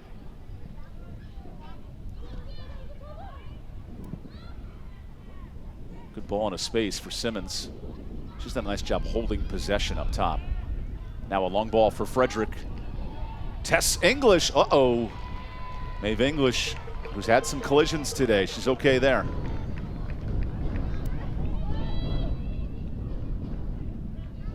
So far, it looks like Maeve comfortable moving off her line today. Yeah, and as we'll see, that was the finish off the goal. The only goal in this one. But yeah, Maeve English does a great job of reading play, coming off her line. She's a very athletic goalkeeper. Moxie stays onside, looks to play it into space. Out wide. Holbrook. Front post. Punched out Sanders.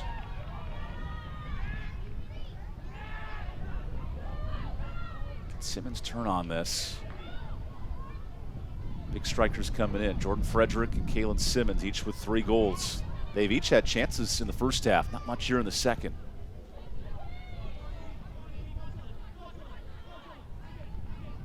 A little tussle here, and yeah, clearly Vieira with the foul.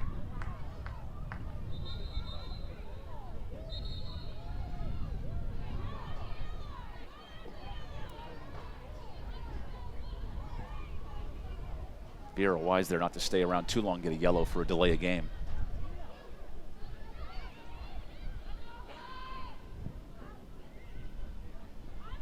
Good header on towards Simmons.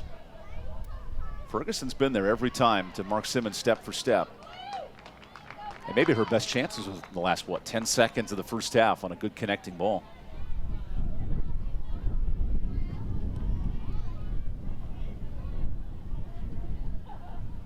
Substitution for Tulsa, number 17, Jaden Chi. So Jaden Shee, the senior forward, will come in out of Tulsa, nearby product. Torkerchik gets the breather in. We have a little shove right at the line. Nothing comes of it, and a goal kick.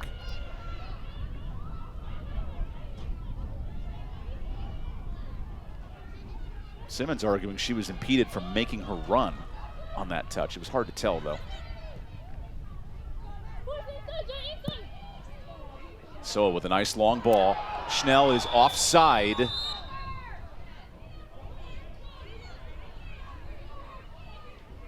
Tried to keep her hip attached, but couldn't stay behind the defender. It's a good look there from Soa, though. High line from Tulsa on that play. Schnell typically is always testing the back line. In the run of play, she's popping in behind each center back, so they can't really get a grasp on where she is, but that time maybe not knowing that Soa's going to play that ball and was coming from an offside position.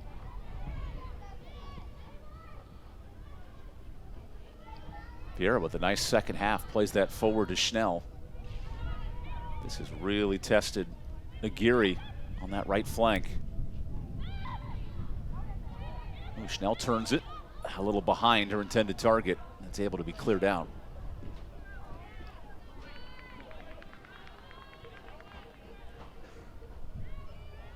Tulsa can ill afford this second goal. It's probably more of a counter-attacking 1-1 type of match if you're Tulsa and East Carolina wants to extend this with the own goal 5 minutes in. Holbrook. Vieira came sprinting in. And Frederick able to win the throw.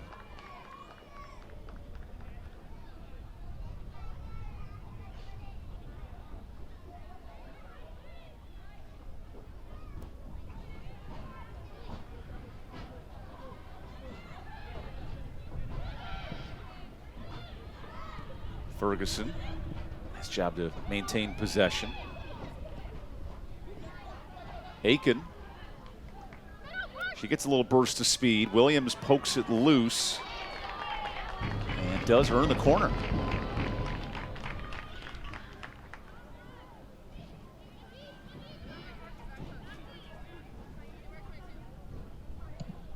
Corner kick for East Carolina, taken by number 10, Juliana Vieira. So Juliana Vieira, who is now given credit for the goal with her service hit on that last play.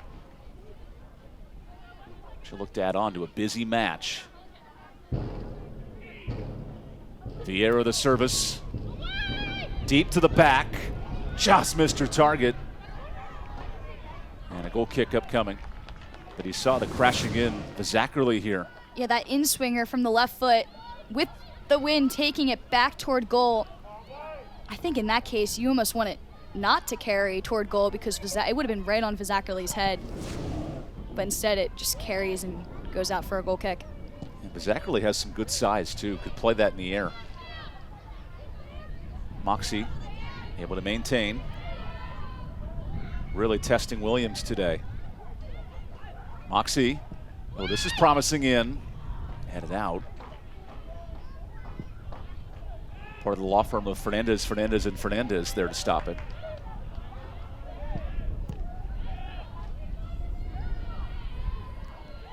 Here's Schnell. Maybe a moment to turn on the ball. But the numbers committed defensively here by Tulsa. Aiken. Good chip. Headed free by Fernandez. Jaden Shee into the run of play. Simmons able to hold it. Simmons wants the whistle. Plays it wide. Fernandez. Up ahead now to Frederick. This will test for Zackerly. Frederick keeps it in and then cannot. A goal kick.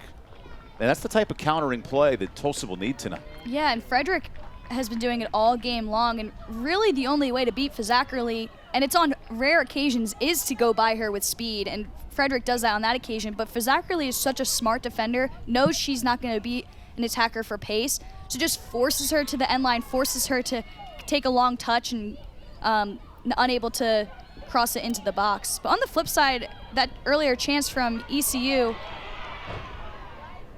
Simmons here plays it forward. Safransky, 1v3. Piper wants some help. Yeah, it's irrelevant now, but the earlier chance from ECU, they had a 2v1 opportunity, and Aiken decided to play an early cross, which wasn't on. If they used that 2v1 to their advantage, one of the two players, Aiken or Lowry, get end line and have a better look on goal. As a corner kick is conceded. So Kayla Fernandez out of Niceville, Florida. She'll come in to serve this. Tulsa corner kick, taken by number 11, Kayla Fernandez. Big deep breath here for Kayla. This could be a critical moment for Tulsa. Not many chances tonight.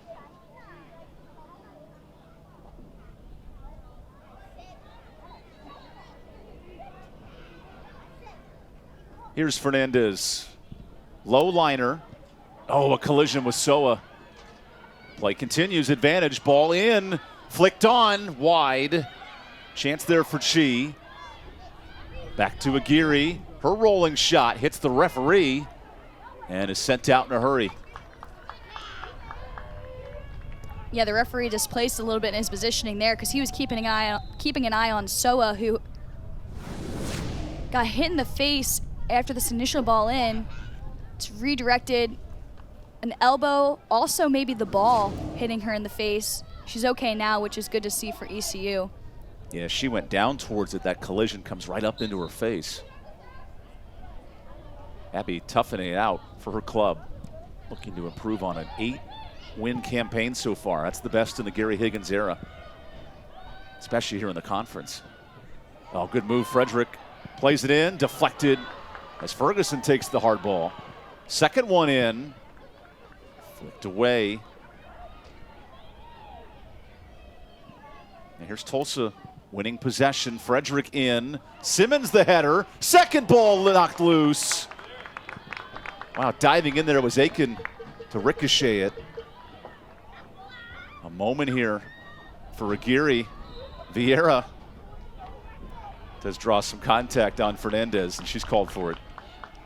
And the ECU players are putting their bodies on the line to block crosses, block shots, taking elbows to the face. And there's Aiken. That's a last-ditch effort there because that one's going right on target. Maeve English might have had it. That would have been a great test for sure. Yeah, possibly a soft header with her having to put all the momentum into it. But Tulsa picking up momentum, ECU having all the answers. As we tick under 19 minutes, Tulsa applying some pressure. Good win of the ball, Safransky. Safackerly gets it back. Sorry, Fazackerly, not Safackerly.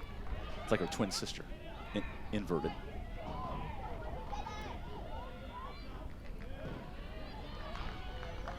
Now for Gary Higgins' club, sitting on a 1-goal lead. Maintaining that aggression, knowing a second could really put this game out of reach. East Carolina substitution, number 17, Kylie Alvarez. Kylie Alvarez will come in for the throw here. She'll sub in. Give Vieira the breather, who did an excellent job, especially in the second half.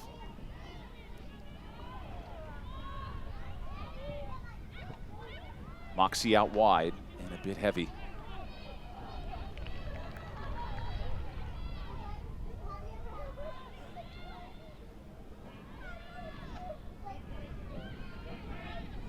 Alvarez bouncing back and forth with Simmons. Moxie gets it. A little bit of space here. Oh, good back heel touch. Wide to Schnell, has some numbers. Schnell versus Aguirre. Moves in. Abbott plays it. That one's knocked loose. First big touch there by Williams. And now Soa shoots one of the stars. A moment here. Moxie wanted it in the middle. And Moxie wanted it in the middle for a long time there. Schnell's staring her down. She was on for a little bit, but the opportunity went away. Simmons 1v2, plays it middle. Frederick chips it wide. A moment here. She, not much coming. Jaden Shee had no numbers of support, and Ferguson comes out with it. Nice ball, Jasmine. Ferguson maintains it.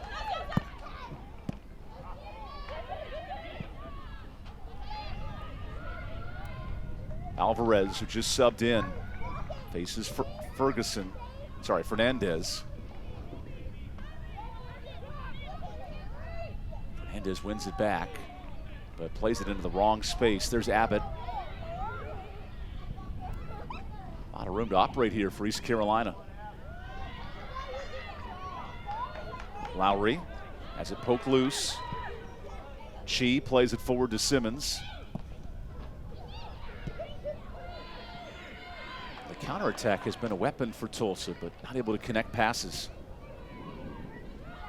The sisters play back and forth. Here's Fernandez. Like the twin brothers in Kicking and Screaming, the Italians. Here's Fernandez playing it long. Good ball in. Chi stays in play. Look at Chi centering into no man's land. And quickly flicked loose by Lowry. Abbott able to clear it. Good opportunity there from Tulsa. Absolutely love the Kicking and Screaming Cast of the Italians reference, Evan. But yeah, Tulsa just applying the pressure. They've been excellent since the opening goal from ECU in transition. They definitely deserve an equalizer. Here's Frederick trying to find Simmons, and she's been quality in conference play. 3 goals in the American. Tulsa has shown an ability in this 7-match unbeaten streak entering the week that they can grind out a result. East Carolina, though, has been so tough to score on at this facility. Just 1 goal conceded. Now Gary Higgins will re-enter Emma Sheehan here. Give Moxie the breather. East Carolina substitution, number 9, Emma Sheehan.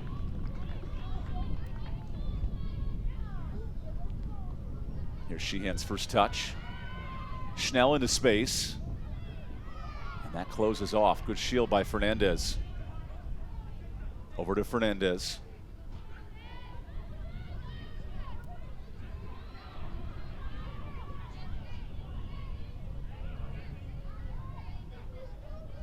Another test here. Schnell dribbles in and earns the corner.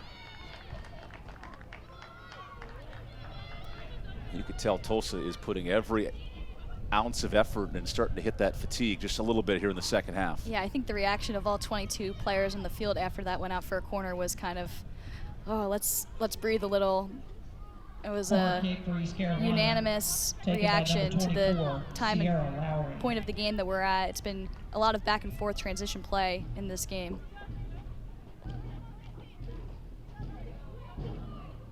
Corner kick opportunity. This is where East Carolina struck early in the second half. Now a low liner. Wisely cleared out by Safransky. Oh, look at Simmons win the ball. 1v1. Simmons with numbers. Frederick to her left. Here's Chi. Jaden Shee centers it. Frederick dribbles. Chi equalizes. The transition play had been a weapon for Tulsa, and this time the Golden Hurricane make it count. Starts on one end with the corner kick for ECU. Probably not the best delivery for them this season. Goes the other way, and we don't see it in these replays, but Simmons was the one orchestrating that entire counterattack, makes its way back to Chi, and finds the back of the net. I said it a couple minutes ago, deservedly the equalizer for Tulsa. And Emily, you had wondered with the slow pace of that play starting, could Tulsa get a shot? And finally, Chi got it back and put something on target as she subs out. Yeah, we had literally just talked about how when that ball went out for the corner, everybody was just kind of lax, walking around. There was this body language from everyone on the field. We thought maybe Tulsa was tired, but everyone, including the ECU players, and then as a result, right after that corner, goes a little short, pops out of the box, and Simmons with a great individual effort to drive past, I believe it was Abbott, maybe? Yeah, wins that ball against Abbott and sprints up ahead. So the Pirates have been vulnerable when conceding a goal this year. Here's a flick on. Sanders punches that in the danger zone. And which team can make the most of these next 12 minutes? Points are vital for East Carolina's title's sake. Tulsa wants to maintain a top 8 position today. And a throw-in earned for the Golden Hurricane. Especially at home, we've talked all season long about ECU's quality on attacking set pieces. Sometimes it's forgotten how it can just as quickly go the other way, and Tulsa was absolutely lethal in that counterattack. Here's Simmons with a nice turn. Plays it middle. This is not out just yet, deflected. Frederick shoots past English. Look at this second half fury from Frederick.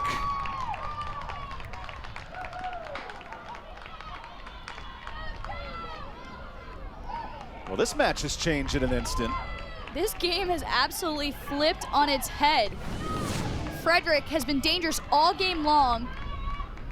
After a couple of ricochets, pops out to her and blasts this one far corner, far post, past Maeve English, who can do nothing about that one. Great prep touch to set herself up. Scored by number 21, Jordan. And in an instant, we go from 1-0 ECU to 2-1 Tulsa. This Tulsa team looked like they had no opportunities in the second half. They were playing on the defensive foot, but 2 transition goals have changed this match. Wow, now for East Carolina, really having to press forward. There's a goal kick. And just minutes ago, you said it, Evan, ECU had only given up 1 goal all season long at home, and it was in the last match against Memphis. An unlucky goal to give up in that one against a top 10 team, SportsCenter top 10. And then all of a sudden, 2 goals conceded in the last 3-4 minutes. 2 uncharacteristic defensive plays, couple of transition goals, and now Tulsa can work the clock here. Winning the throw. East Carolina currently tied with South Florida, both with 10 points at the top of the East Division. This could send some shockwaves with 2 weeks to go.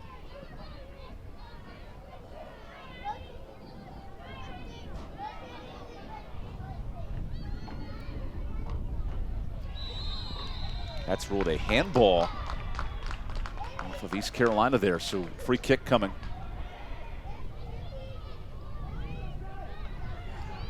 Now you have the ECU assistant coaches chasing after the ball, hoping the clock doesn't become their enemy.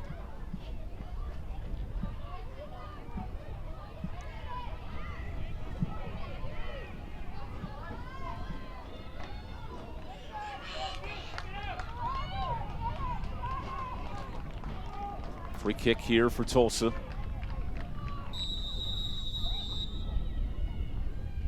Fernandez the delivery. Headed down. English charges forward. And that ball was left in a difficult position. Now English in a chance to counter here to Holbrook. Williams wins it and shoots it out. Great ball into the box there for Tulsa. And we've seen it a couple times, especially on that second goal that was scored by the Golden Hurricanes. A couple ricochets. Fernandez has to play that out for a throw in here. And you see ECU bringing all but 1 player so forward. There are a ton of bodies. So we have some gardening work going after the ball out of play. What can Holbrook figure out on this throw in? Holbrook. Flicked in. Kicked free by Fernandez. Here's Holbrook. Sends it in. Nothing coming there. This is still in play. Easy for Sanders.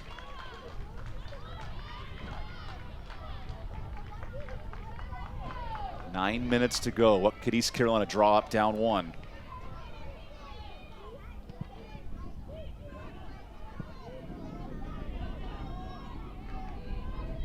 Space here for Aguirre. That time Simmons couldn't maintain possession.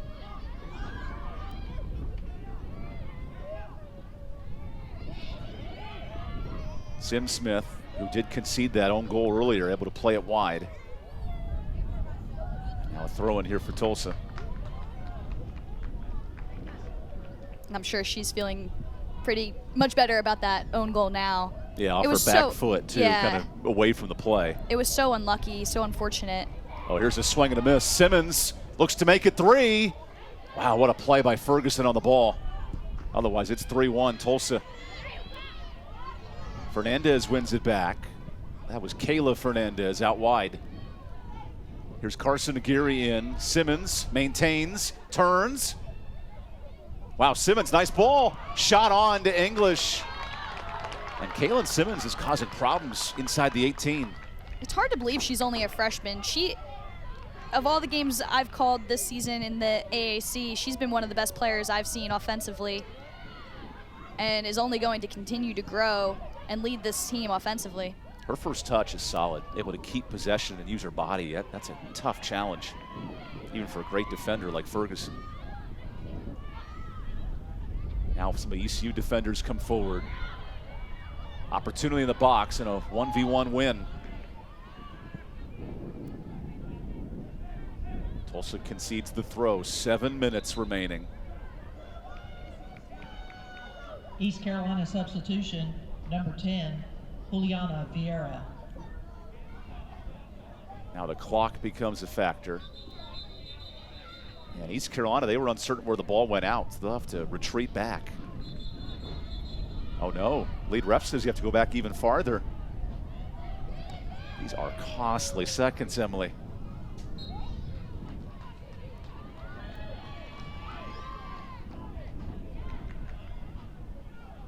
Schnell loses possession. Frederick does commit the foul. What a huge second goal for Frederick.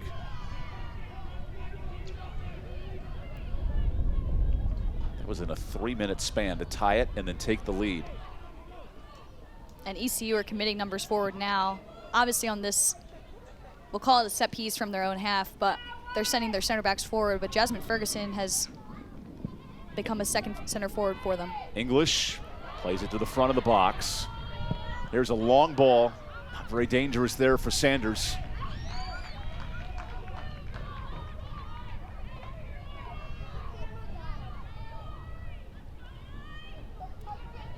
Ferguson remains up, looking to apply pressure. Ball goes back to Tulsa. Here's Aguirre. Oh, Simmons with those defenders forward, plays it wide. Good ball for Frederick. Shoots it back in. Oh, this is dangerous. East Carolina did not mark the open target. Here's a turn. And a goal kick conceded to Karchik. Nearly had a third herself. Yeah, it didn't look like it was going to reach her. Fazakerly kind of pulled out of making that clearance. She was the only one in the box for Tulsa to get on the end of that one. Well, Holbrook lost her footing. Here's Schnell. Re-entering is Vieira. She has the big goal early. Vieira sends it in. Ferguson centers. Holbrook deflected. Second ball cleared, at least for the moment. Here's Lowry out wide to Schnell. Schnell chips one on. Ferguson wins it. But no one there on the back foot looking for Sheehan. Another great look at this one. Schnell plays it toward Ferguson. That's what ECU is so good at, especially on set pieces, is winning the second ball, playing it to Ferguson or Fazakerly for them to knock it down across the face of goal and find a secondary runner. This is headed high by Ferguson. Her sister there to clear it. Little tussle. Lowry chips one, promising to Holbrook. Who can't catch up to it. That's a goal kick. And the clock continues to tick at 4 minutes.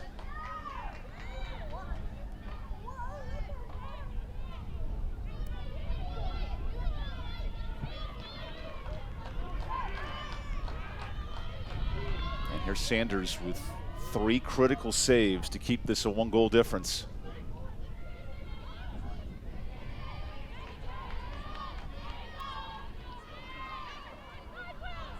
Schnell on the move. Here's a long ball. Ferguson chips one back. Emma stays on side. Options here for Soa. The captain goes middle. Lowry running into traffic. Chips one in. Not much coming. Another ball played down. Looking for a chip. Holbrook sends it middle. A moment. Sheehan chipped. Cleared out. Back to the Pirates. Another try for Ferguson. Keeper rises. Sanders punches it wide.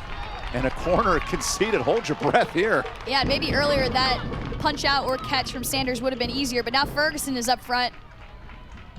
Tall, physical presence up top now for ECU, and they're just going to keep applying pressure to find the equalizer with 2:38 remaining.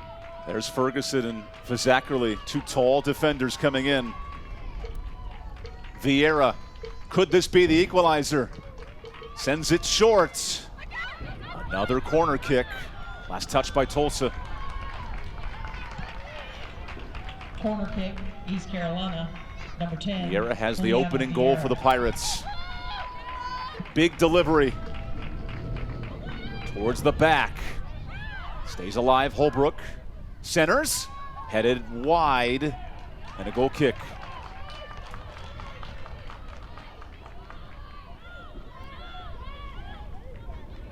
Now Tulsa must be smart managing the clock here, under 2 minutes.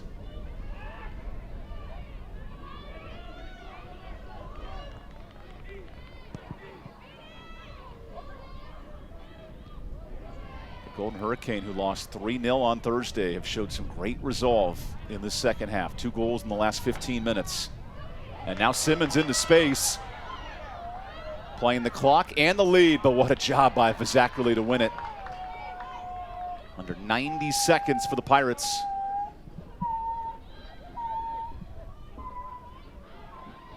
That's kept in. Good step through by Schnell to win it. And a whistle here. East Carolina must move quickly as English comes forward to deliver. We hit the final minute. 1 minute remaining. English waiting for her players to get into the box. What can the senior keeper deliver? The ball is short.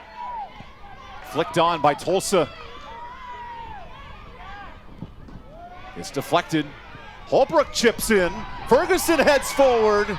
Sanders is all over it, and that might wrap it up.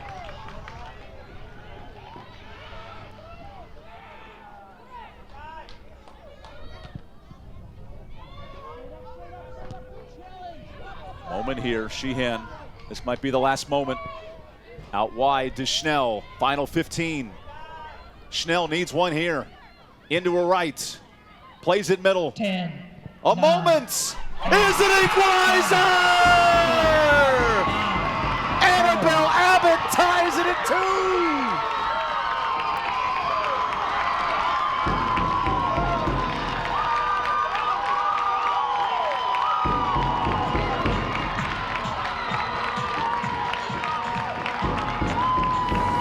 With time expiring, an absolute screamer we'll see here from Annabelle Abbott. Her second goal in 3 games. Nothing Sanders can do about that one. You can't say ECU doesn't deserve a point from this one. Probably the better team for all but a couple minutes of the second half. And Annabelle Abbott, you're going to see yourself on SportsCenter Top 10, no doubt about that one. What a finish with 7 seconds. That's her second goal of the AAC and maybe her best. Tulsa now with 7 seconds remaining.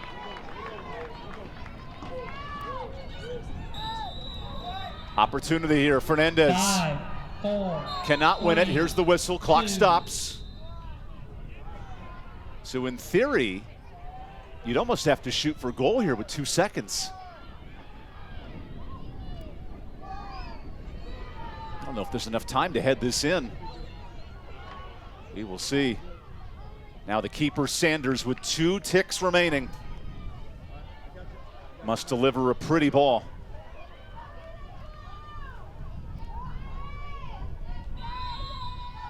Sanders in the closing seconds. Chips one on. Headed free.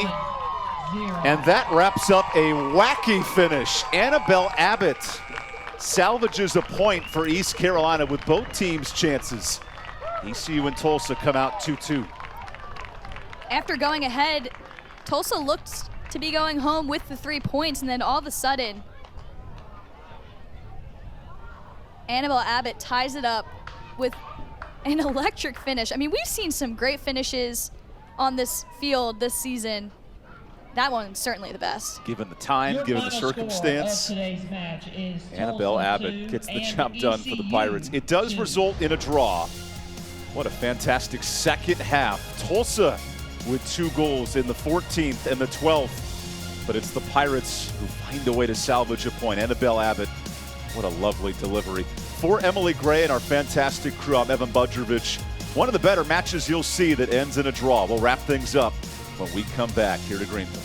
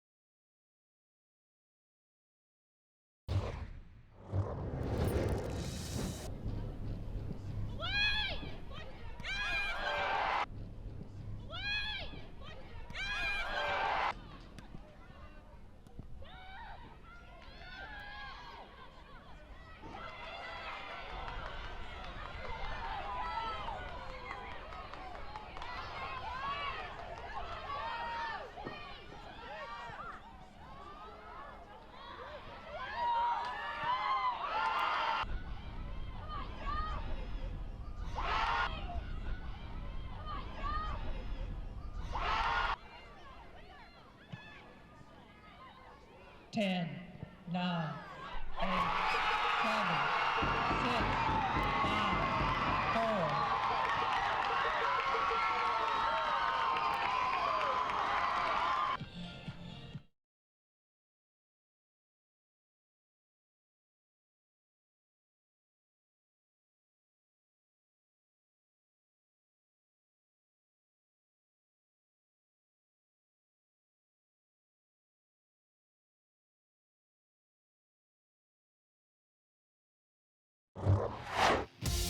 Welcome back to Greenville. One of the more wild draws we'll see in regular season play. Goal in the final 7 seconds knocks this match up 2-2. Tulsa and East Carolina both come out with points because this match was bonkers for so many reasons. It started slow, but we'll dive into those highlights in the first half.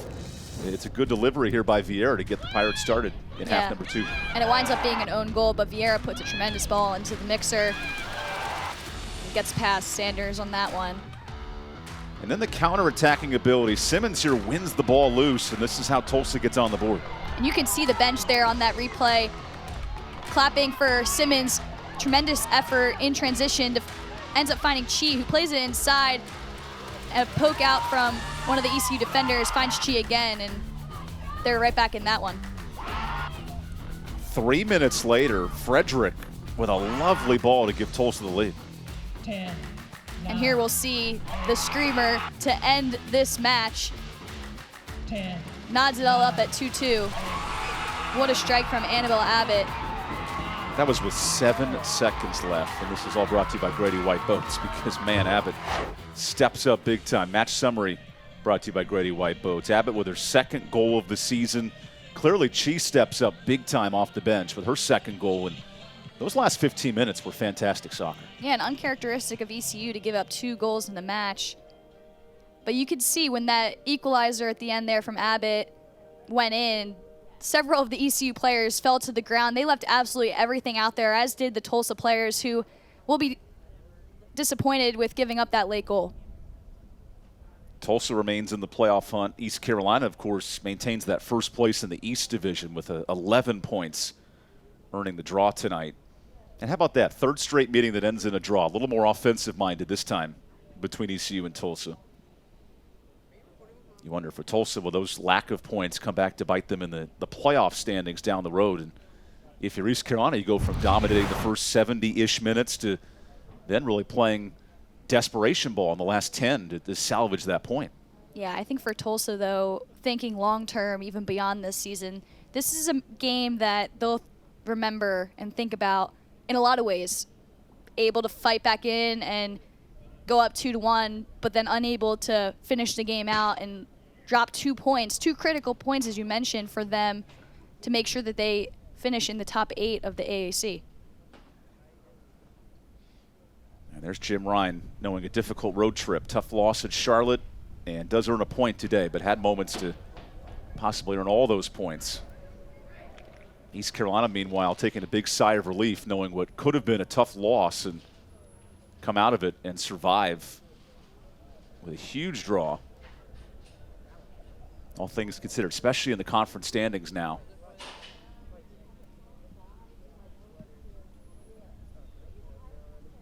And Emily, with 2 weeks to go, this will certainly remind you of tournament time when you need points, you need to score late in the game. And there were a couple of moments for ECU, but clearly that last of individual brilliance was huge in drawing this match 2-2.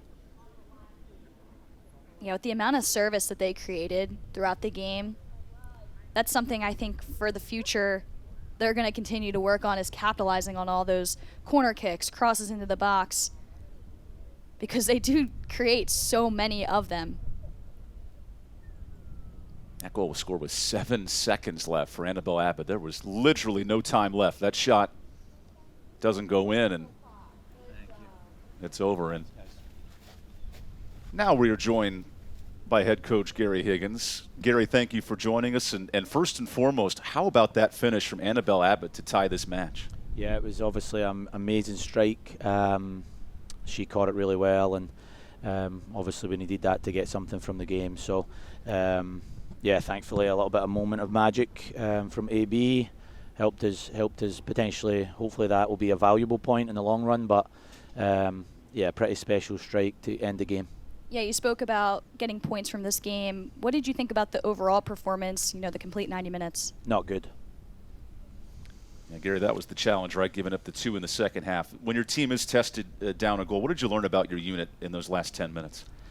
Yeah, I think we can learn from this and just prove to ourselves that you can't give up until the last second, and you got to sometimes scrape and try and figure something out. But yeah, just like from the previous question, it wasn't a good performance from us. We were against the wind the first half, and I thought when we got the wind we could really be aggressive and set the tone, and we got that goal, and it was almost the opposite happened after we got the goal. We let them get in behind a bunch of times and get back in the game, and then obviously they got the second goal, and yeah, just a disappointing performance overall, but we'll take the point and we'll move on.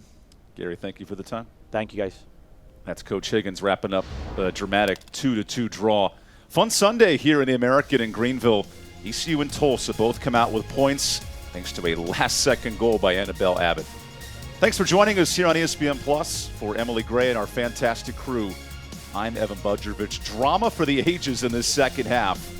2 goals for Tulsa late, ECU able to tie it in the closing 7 seconds. We say good night from Greenville. Thank you for joining us. This is a presentation of ESPN.